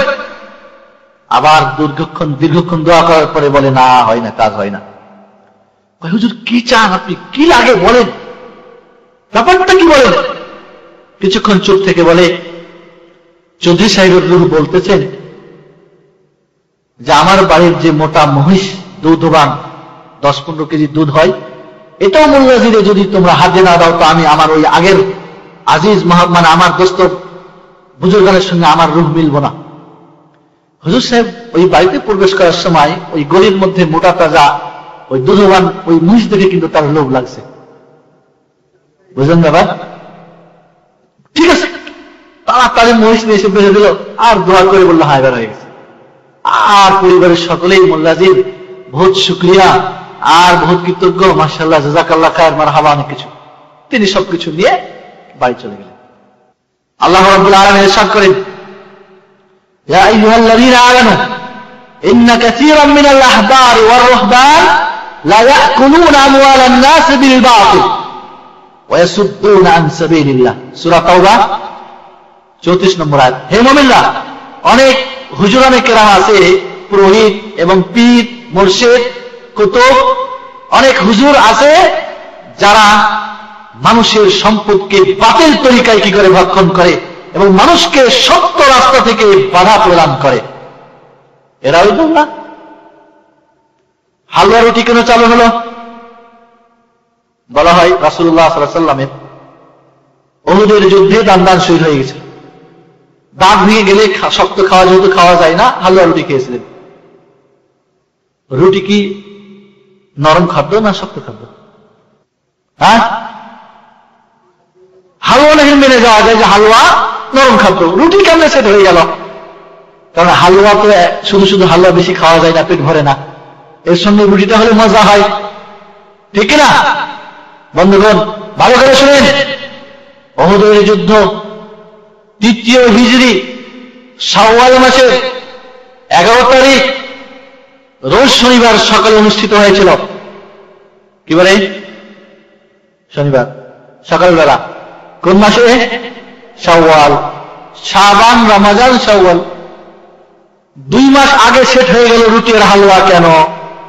হাইরে রাসূল প্রেমিক, আশেকে রাসূল, সুন্নতের পাগল, 2 মাস পরে যে ইতিহাস সেটা শেষ হয়ে গেল কোথায়? 2 মাস আগে। কারণ সারা রাত্রি নামাজ পড়াবে, কোরআন পড়বে, মিলাদ পড়াবে, এই করবে, আর খাওয়া যদি সেট না হয় তো হুজুরের ফায়দা কি হলো? একটা ফায়দা লাগতে হবে না? সেটিং হতে হবে না? তাহলে 2 মাসের পরে যেটা ঘটনা, হালুয়া রুটি আপনি সারা বছরই খান, নিষেধ আছে নাকি? মজার খাওয়া খান কে আপনাকে নিষেধ করতেছে? হ্যাঁ, নবী প্রেমিক, ওয়াইস করণী, রাসূল সাল্লাল্লাহু আলাইহি ওয়াসাল্লামের প্রেমে সমস্ত দান শহীদ করে দিল। পাগলের দাওয়াল যে সত্যি ওয়াইস করণী আল্লাহ রসুলকে, রসুলের সুন্নত জানতো, তাহলে কি করতো না? দান ভাগতো না। দাঁত ভাঙা কি ঠিক নাকি? আবু বকর দাঁত ভেঙেছিলেন, উসমান ভেঙেছিলেন, আলী ভেঙেছিলেন। একে মহব্বত বলে না। রাসূলের সুন্নতের মহব্বত হলো মহব্বত, প্রকৃত মহব্বত। তাহলে বন্ধুগণ আমরা জানতে পারলাম যে এই ধরনের যত কিছুই বর্ণিত হয়েছে কিছুই সত্য না, মিথ্যা কারবার সব। হুজুরদের এক শ্রেণীর এটা ব্যবসার ধান্দা। তবে আসুন, তাদের কিছু যুক্তি আছে। প্রথম যুক্তি হলো কি, আরে এই সম্পর্কে এটা বেদাত হলেও বেদাতে হাসানা। কিরা?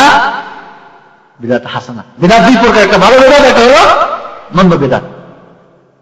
আল্লাহ রাসূল সাল্লাল্লাহু আলাইহি ওয়াসাল্লাম বললেন, মান আহদাথা ফি আমরিনা হাযা মা লাইসা মিনহু ফাহুয়া রাদ। নতুন করে যে কিছু আবিষ্কার করবে সবই প্রত্যাখ্যানযোগ্য। বললেন কুল্লু বিদআতিন দালালা, প্রত্যেকটা বিদআতই পথভ্রষ্ট, কুল্লু দালালাতিন ফিন্নার, এবং প্রত্যেকটাই নতুন আবিষ্কার এরা জাহান্নামী। আল্লাহ রাসূল বলেন প্রত্যেকটাই বিদআতই হলো নোংরা, জাহান্নামী। আর আমরা ভাগ করলাম 2টা। কোথায় পেলাম? বেদাতকে 2 ভাগ করারও একটা বেদাত। বেদাত ভালো আর মন্দ ভাগ করারও একটা নতুন আবিষ্কার করা কথা, এটা একটা বেদাত। তাহলে বন্ধুগণ এই ধরনের যুক্তি খাড়া করা হাদিস এবং কোরআন বিরোধী যুক্তি।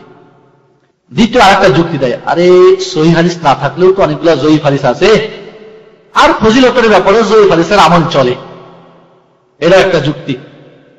এই যুক্তির খণ্ডন হচ্ছে জয়ীফ হাদিসের আমল চলে 3টা শর্ত। কয়টা শর্ত? 3টা। ভালো করে শুনেন। 1 নম্বর শর্ত হলো আইয়াকুন আল আসলুন আসিল, যেই ইবাদতের ফজিলত বর্ণনা করতেছেন ওই ইবাদতটা সহিহ হাদিস দ্বারা প্রমাণিত হতে হবে। তাহলে শবে বরাত সহিহ হাদিস দ্বারা প্রমাণ হতে হবে তার ইবাদতটা। তারপরে এই ইবাদতের ফজিলত জয়ীফ হাদিস আসলে মানা যাবে, তা হবে না। এটা তো ইবাদতটাই সহিহ হাদিস দ্বারা প্রমাণিত না, তাহলে জয়ীফ হাদিস আমল কেমন চলবে? বুঝে আসছে? কোন ইবাদত সহিহ হাদিস দ্বারা প্রমাণিত হতে হবে, এরপরে ওই ইবাদতের যদি ফজিলত জয়ীফ হাদিসে প্রমাণিত হয় তাহলে এটা গ্রহণযোগ্য হতে পারে। তো ইবাদতটাই প্রমাণিত না, যার ভিত্তি নেই, তার ফজিলত বর্ণনা করে লাভ আছে? বুঝে আসছে? 2 নম্বর শর্ত আল্লাহ ইয়াকুনা দাফান শাদীদা, অত্যন্ত জয়ীফ না হয়, একটু জয়ীফ। আর আপনারা দেখলেন সবগুলি জাল আর না হয় অত্যন্ত দুর্বল, আমল হবে। 3 নম্বর, এটা ইবাদত প্রমাণের জন্য না হয়, আকীদার কোনো মাসলার জন্য না হয়, হালাল হারামের কোনো মাসলা না হয়, এটা ইবাদত প্রমাণ করছে এই জয়ীফ হাদিস দিয়ে, ঠিক কিনা? চলবে না, চলবে না। আকীদার মাসলা জয়ীফ হাদিস দিয়ে প্রমাণ করা যাবে না, অল্প দুর্বল হাদিস দিয়ে। হালাল হারামের কোন মাসালা যেই ভাজিতে প্রমাণ করা চলবে না, ইবাদত সাব্যস্ত করবেন তা চলবে না।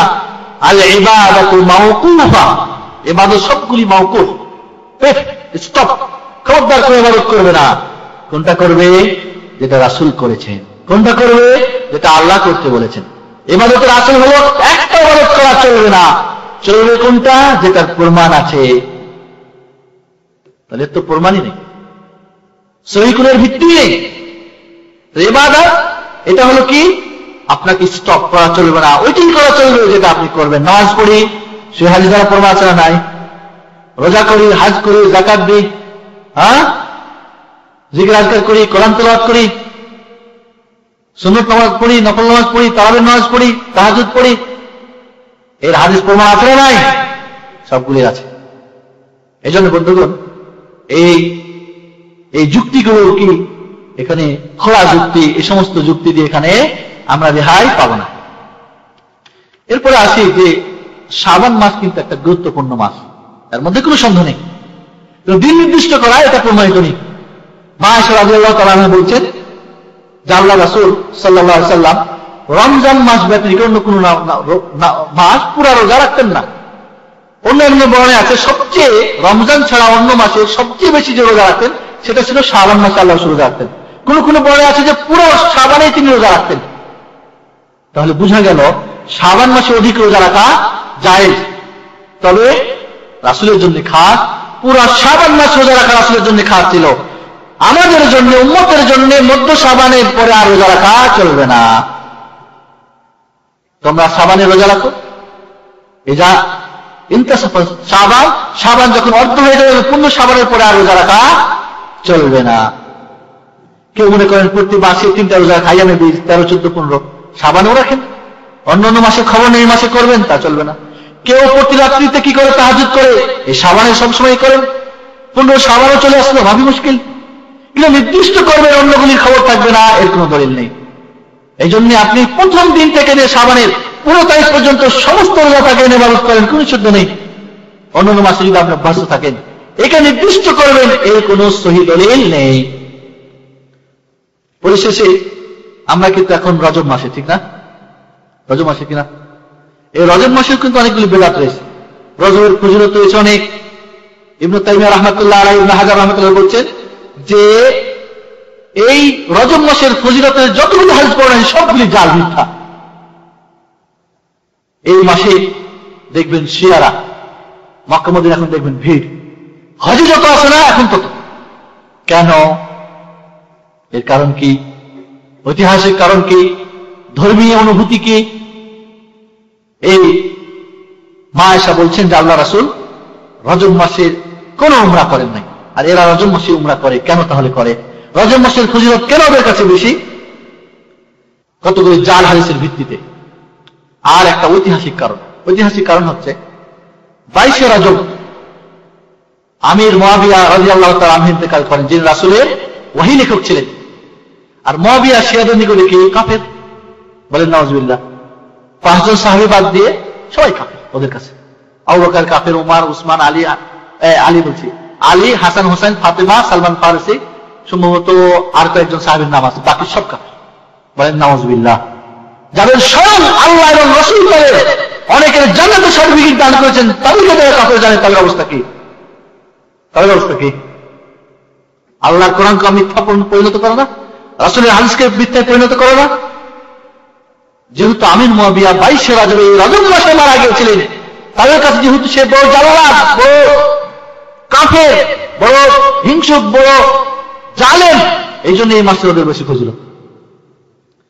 আরেকটা কারণ হলো মদিনায় জাফর আস-সাদিক, শিয়াদের একজন ইমাম, এইখানে তিনি ছিলেন। কাঠুরে বোঝেন তো, যে কাঠকারি খায়, গরিব মানুষ, তার মহিলা, তার স্ত্রী ওই রাজদরবারে কাজ করে খেত। একদিন রাস্তা দিয়ে যাচ্ছে জাফর আস-সাদিক, তাদের ইমাম শিয়াদের, বললেন যে আমার নামে সিন্নি দাও, যে আমার নামে সিন্নি দিবে, সে যা কামনা করবে সব পূরণ হয়ে যাবে। আর এই মহিলা গিয়ে সিন্নি দিয়ে দিল, আর বড়লোক হয়ে গেল। পরক্ষণে ওইখানকার ওজিরের স্ত্রী, উজির যে মন্ত্রীর স্ত্রী, সে বলল কি মিথ্যা কথা, সে সিন্নি দিল না, সে বড় গরিব হয়ে গেল, কাঠুরে হয়ে গেল, বড়লোক। আর ওজির মন্ত্রীর বোয়ারেরা হয়ে গেল গরিব। তাহলে এই মাসে সিন্নি তিন্নি দিলে কি হবে? এই জন্য ওরা বিভিন্ন ধরনের সিন্নি পাকায়, বিভিন্ন ধরনের অনেক কিছু করে, যাতে করে কি বড় লোক হয়ে যাবে। এটা একটা মিথ্যা জাল, যার কোনো হাদিস সূত্রেও যার প্রমাণ নেই। ঐতিহাসিক ভাবে জাফর সাদেক 52 বছর বেঁচে ছিলেন। উমাইয়া যে যুগ ছিল সেখানে 52 বছর উমামি, যাদের দামেস্কে কি ছিল রাজধানী, সেখানে, আর 16 বছর হলো আব্বাসী যুগ, যেটা হলো কি বাগদাদ। তাহলে মদিনা কোনো সময় কি ছিল না। আপনার উমাইয়াদের 52 বছর আর আব্বাসীদের 52 বছর দামেস্কে রাজ্য শাসন, ওইখানে হলো কি বলে ওটাকে রাজধানী। আর আব্বাসীদের 16 বছর রাজধানী কোথায়? বাগদাদ। তাহলে মদিনায় তো কোনো সময় কি ছিল না, রাজা আর মন্ত্রী আর এদের কোনো এখানে আসার প্রয়োজনই ছিল না, ঠিক কিনা? যেখানে রাজাই ছিল না, রাজদরবারে কাজ করলো কেমনে? যেখানে রাজা থাকবে সেখানে মন্ত্রী থাকার প্রশ্ন ওঠে না। গভর্নর থাকতে পারে, মন্ত্রী থাকবে কোথায়? রাজধানীতে, পার্লামেন্টে, মন্ত্রীর সঙ্গে, বাদশার সঙ্গে। তাহলে ঐতিহাসিক ভাবে এই ধরনের মিথ্যা ঘটনা। এই জন্য বন্ধুগণ, আরেকটা কথা, জাফর সাদেক তিনি তার নামে যদি সিন্নি দিতে পারে, আল্লাহ ছাড়া অন্য কারোর নামে সিন্নি দেওয়া শিরক না তাওহীদ, তাহলে উনি একজন ইমাম হয়ে শিরক করতে বলবেন মানুষকে? এই জন্যে বহু ঘটনা আছে। এই আপনার এই রজবকে কেন্দ্র করে, বিশেষ করে শবে মেরাজ যেটা আমরা মানি, এই রাত্রিতে রাসূল সাল্লাল্লাহু আলাইহি ওয়াসাল্লামের মেরাজ সংঘটিত হয়েছিল। এরাও আপনাদের বলেছি 27শে রজব মেরাজ হয় না, এর দলিল রয়েছে। খাদিজা রাদিয়াল্লাহু তাআলা আনহা নামাজ ফরজ হওয়ার আগেই ইন্তেকাল করেছেন, সকলে একমত।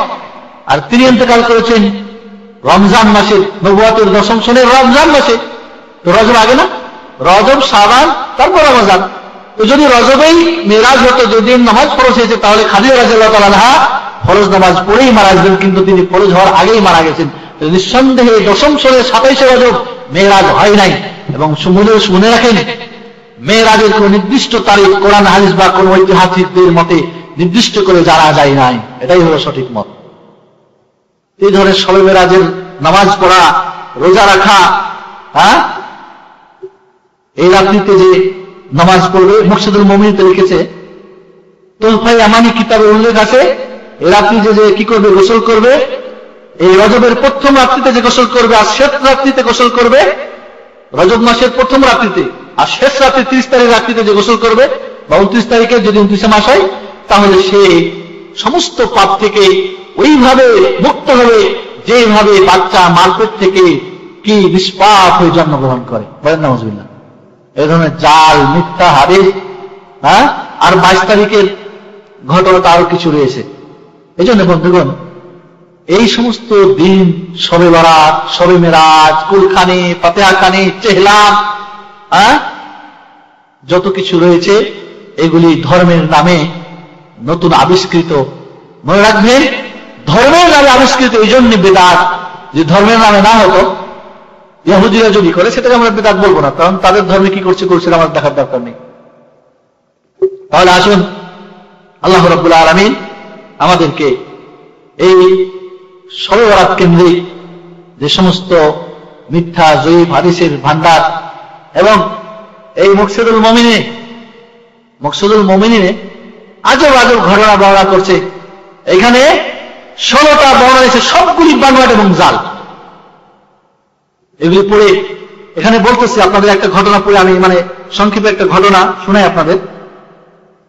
বলছে হাদিস তো অনেক রয়েছে, একটা ঘটনা বর্ণনা করি। ঘটনাটা কি? হযরত ঈসা আলাইহিস সালাম ভাবলেন যে আমার চেয়ে বড় বুজুর্গ এই দুনিয়ার কে আছে? আল্লাহ বললেন, না আছে। কে আছে বলে যেতে থাকো। যেতে হতে একটা সাদা পাথরে গিয়ে বাড়ি মারলেন লাঠি দিয়ে, একটা মানুষ বের আসলো। তাকে জিজ্ঞেস করলেন, আপনি কে? বলেন, আমার মা বলে একজন খোদা আল্লাহ ভীতি, আল্লাহ প্রেমী, আল্লাহর একজন ভালো বান্দি ছিলেন, বুজুর্গী মহিলা ছিলেন। আমার মা মরে গেছে, আমি একজন ভালো মানুষ, 400 বছর ধরে এই পাথরের ভিতরে আমি আল্লাহর ইবাদত করতেছি। হযরত ঈসা আলাইহিস সালাম মাটিতে পড়ে কাঁদতে লাগলেন, আল্লাহ, তোমার এত বড় বুজুর্গ ব্যক্তি আছে, যে 400 বছর শুধু পাথরের ভিতরে তোমার ইবাদত করছে, আর দৈনিক তার জন্য জান্নাত থেকে একটা ডালিম আচার খায়া থাকে। এত বড় ফজিলত। আল্লাহ বললেন, দেখো এটাই তো ফজিলত। আমার শেষ নবী যিনি মুহাম্মদ সাল্লাল্লাহু আলাইহি ওয়াসাল্লাম আসবেন শাবানের 15 তারিখে, এই যে ডাকবে, ইবাদত করবে, এটাই তো বেশি কি হবে, সে সৌভাগ্যবান হবে। তো হযরত ঈসা বললেন যে আল্লাহ, আমার এই নবী না করে মুহাম্মদ সাল্লাল্লাহু আলাইহি ওয়াসাল্লামের আখির উম্মত বানাতে আমি ওই রাত্রি পেতাম, তাহলে আমি বড় সৌভাগ্যবান হতাম। এই ধরনের মিথ্যা কিসসা কাহিনী বর্ণনা করে আমাদেরকে দূরে সরে যায়। দূরে সরে কেমনে? তবে এক রাত্রিতে সব যেহেতু পার করে নামাজ পড়ার দরকার আছে, সত্য আর মিথ্যার প্রয়োজন আছে, হালাল আর হারাম ভেদাভেদ করার প্রয়োজন আছে। এই ধরনের অনেক বর্ণনা দিয়েছে, অনেকগুলি হাদিস এখানে বর্ণনা দিয়েছে। 20,000 কি হবে, কত নেকি হবে, সেই দিন আর আপনারা পড়ে নেবেন। সবগুলি মিথ্যা এবং বানোয়াট। মকসুদুল মুমিনিন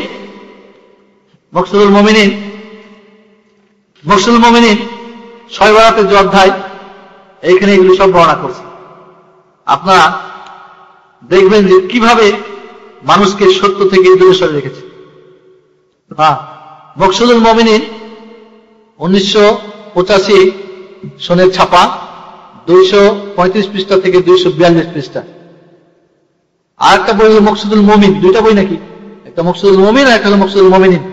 আর মকসুদুল মুমিন এটাও 1985 সালের ছাপা, 402 পৃষ্ঠা থেকে 408 পৃষ্ঠা। এই সমস্ত ভিত্তিহীন জাল মিথ্যা কথা দিয়ে আমাদেরকে, একজন মানুষ গোসল করবে, পুকুরে গিয়ে যদি ডুব দেয় আর 1 ঘন্টা সাঁতার দেয়, কত ফোঁটা তার গোসলের পানি হবে? প্রত্যেক ফোঁটা পানিতে যদি 700 নফল নামাজের নেকি হয়, তার কোন ইবাদতের প্রয়োজন আছে ব্যক্তির? কত নেকি নিবে আল্লাহ জান্নাত কিয়ামতের দিন? হ্যাঁ, কারা সারা শুধু গোসলই করবে? এই জন্য বন্ধুগণ, এই সমস্ত ফজিলতকে কেন্দ্র করে ঠান্ডা আর গরমে কতই না গোসল করে কতই কিছু হয়েছে। এই জন্য আসুন এই ধরনের ভিত্তিহীন ইবাদত থেকে আমরা দূরে সরে, বরং আল্লাহ রাব্বুল আলামিন প্রতি রাত্রে নেমে আসেন শেষ আসমানে, ডাকতে থাকেন, কে আসো তোমরা পাপী, ক্ষমা চাও, তোমাকে ক্ষমা করে দিই। কার রুজি রুটিতে অভাব আছে বলো, তার রুজি রুটিতে আমি অভাব মুক্ত করে দিই। কার প্রয়োজন আছে, অসুস্থ, কে অসুস্থ বলো, তার অসুখকে ভালো করে দিই, ইত্যাদি। যার যা প্রয়োজন রাতকে 3 ভাগ করে শেষ ভাগে আল্লাহ রাব্বুল আলামিন দৈনিক আশাদিন থেকে শেষ আসমানে নেমে আসেন। এই জন্য এটা প্রতি রাত্রেই আল্লাহ এইভাবে দিতে থাকেন। আসুন আল্লাহ রাব্বুল আলামিন আমাদেরকে কোরআন এবং সহিহ হাদিস ভিত্তিক আমল করার তৌফিক দান করেন। জাল এবং মিথ্যা জয়ী হাদিসের ভিত্তি আমরা এই নরবরা আমল থেকে আমরা দূরে থাকি। বিদআত করে সব হয় না, বরং কি হয়? পাপ হয়। আল্লাহর সন্তুষ্টি না পেয়ে কি হয়? আল্লাহর নারাজি, আল্লাহর রহমত থেকে আরো দূরে সরে যেতে হয়। এই জন্য আমরা এই ধরনের শুনে শুনে যেন ইবাদত না করি, জেনে শুনে কার দলিল আছে কার নাই সেই ভিত্তি পেয়ে যেন আমরা করি। আল্লাহ আমাদেরকে তৌফিক দান করেন। আকুলু কাওলি হাযা আস্তাগফিরুল্লাহ ওয়া সাইয়্যিদুল মুসলিমিন ফাস্তাগফিরু সাল্লাল্লাহু আলাইহি ওয়া মুহাম্মদ ওয়া আলা আলিহি ওয়া সাহবিহি আজমাইন। আসসালামু আলাইকুম ওয়া রাহমাতুল্লাহি ওয়া বারাকাতুহু। আপনাদের প্রশ্ন আছে নাকি? তাড়াতাড়ি পড়া যাবে। মুশকিল, আমার কেউ সহযোগী নেই, না হলে তো এখন আপনাদের প্রশ্ন উত্তর দিয়ে তারপরে প্রাইজ পরে পাবেন না পাবেন পরে। মেরাজ তারিখও জানা যায় নাই, বছরও জানা যায় নাই, তার মাসও জানা যায় নাই। তবে হিজরতের আগে 1 বছর বা 1 বছর 14 মাস 18 মাস এই ধরনের মেরাজের বর্ণনাতে এই ধরনের একটা ইঙ্গিত পাওয়া যায়। তবে কখন হয়েছে এর কোনো নির্দিষ্ট প্রমাণ নেই। যে সমস্ত শবে মেরাজের, শবে বরাতের হাদিসগুলি উল্লেখ হয়েছে, তিরমিজি এবং ইবনে মাজাহ ছাড়া অন্য কোথাও এই হাদিসগুলি উল্লেখ হয় নাই। এবং এটা বুখারী মুসলিমে তো পাবেন না। বুখারী মুসলিমে জয়ীফ হাদিস থাকে নাকি? বুখারী মুসলিমে কোনো জয়ীফ হাদিস নেই। ইবনে মাজাহতে জাল হাদিসও আছে, ইবনে মাজাহ শরীফে 30-এর অধিক জাল হাদিসও আছে, তিরমিজিতে এরকম জাল হাদিস আছে, জয়ীফ হাদিস তো অনেক রয়েছে। এজন্য এগুলি জয়ীফের অন্তর্ভুক্ত এবং জালের অন্তর্ভুক্ত। ফজিলতের হাদিস কম জিজ্ঞেস করবেন, ফজিলতের মধ্যে বেশিরভাগই গন্ডগোল আছে। আল্লাহ রাব্বুল আলামিন নেমে আসেন প্রতি রাত্রিতে। এখন আপনি আল্লাহর কাছে দোয়া করবেন, আল্লাহ রাব্বুল আলামিন আপনি যদি দোয়া কবুল হয় তো আপনাকে যা কিছু আল্লাহ দিতে পারেন, যা কিছু দিতে পারেন। তবে ভাগ্যের কথা মনে রাখবেন, ভাগ্য 2 প্রকার। মুবাররাম, যেটা একটু নির্দিষ্ট, কোনো পরিবর্তন হবে না। আর একটা হলো কি মুআল্লাক, যেটা আল্লাহ রাব্বুল আলামিন জানেন, আমি জানি না, আপনার কাজের উপরে নির্ভর করবে। তাই যদি আপনি আল্লাহর কাছে চাইতে পারেন। শর্ত আল্লাহর শর্ত মোতাবেক ওই ভাগ্যটা ঝুলন্ত থাকবে। শর্ত পূরণ হলে ভালো, আর না হলে মন্দতে চলে যাবেন। এজন্যে আপনাকে দোয়া করতে হবে। আমরা প্রতিদিন গোসল করি। এই গোসল ফরজ না সুন্নত না নফল? সুন্নত গোসল ঈদের দিনে, ঈদুল আজহা এবং ঈদুল ফিতরে। আর বাকি ফরজ গোসল যে সমস্ত কারণ আছে সেগুলি ফরজ, বাকিগুলি আপনার প্রয়োজনীয় গোসল। ভাই একটু ভালো করে লিখবেন, আমি পড়তে পারছি না তাড়াহুড়া করে। আমার ভাই জিজ্ঞেস করছে যে মুকসিদুল মুমিনিন বাংলার প্রতিটি ঘরে ঘরে জনপ্রিয়তা লাভ করেছে, এই মুহূর্তে আমাদের করণীয় কি? ভাই, মুকসিদুল মুমিনিন ছেড়ে আল্লাহর কোরআন পড়েন, রাসূলের হাদিস বুখারী শরীফ, মুসলিম শরীফ পড়েন। সাধারণ মানুষের জন্য বুখারী এবং মুসলিম এই দুইটা তার জীবনের যেই কোনো অধ্যায়ে যথেষ্ট রয়েছে। মনে রাখবেন, সহিহ হাদিস জীবনের চলার জন্য যথেষ্ট। একটাও যদি কেউ জীবনের জাল এবং জয়ীফ হাদিস না মানে, তার জীবনের কোন প্রকার কল্যাণ হবে না এবং কোন প্রকার আমল ঘাটতিও থাকবে না। ভাই অনেক প্রশ্ন করেছেন, সব উত্তর দিতে পারছি না। কিয়ামতের লক্ষণ সম্পর্কে জিজ্ঞেস করেছেন। কিয়ামতের কিছু লক্ষণ বড় আছে, কিছু ছোট আছে। বড় লক্ষণের মধ্যে মনে করেন হযরত ঈসা আলাইহিস সালামের আগমন, মাহদী আলাইহিস সালামের আগমন, তারপরে দাজ্জাল, তারপরে দাব্বা একটা পশু বাইর হবে, তারপরে সূর্য পশ্চিম গগনে উঠবে। এগুলি হলো বড় আলামত। তাছাড়া ছোট আলামত অনেক রয়েছে, আর যেগুলো আপনারা এখন দেখতে পাচ্ছেন নোংরা যত, সবগুলি ছোট আলামত, বেশিরভাগই ছোট আলামত। শাবান মাসের 15 তারিখের কোন নির্দিষ্ট ইবাদত নেই। কাজে আপনি যদি অভ্যস্ত থাকেন প্রতি রাত্রেই সবসময় করতে, করবেন। প্রতি রাত্রে আপনি তাহাজ্জুদ পড়ে রাত্রে তো পড়বেন। নির্দিষ্ট করে রাত্রিতে কোন প্রকার ইবাদত প্রমাণ করা হাদিসে, সহিহ হাদিসের দ্বারা প্রমাণিত নেই। সাহাবায়ে কেরাম, আল্লাহ রাসূল বা সাহাবায়ে কেরাম বা কোনো ইমাম বা কোনো তাবী এই রাত্রিকে নির্দিষ্ট করে করতেন না। 448 হিজরির আগে এই রাতকে নির্দিষ্ট করে নামাজ বা ইবাদত বা রোজা বা এই ধরনের কোন ইবাদত এই পৃথিবীতে ছিল না। খালাস।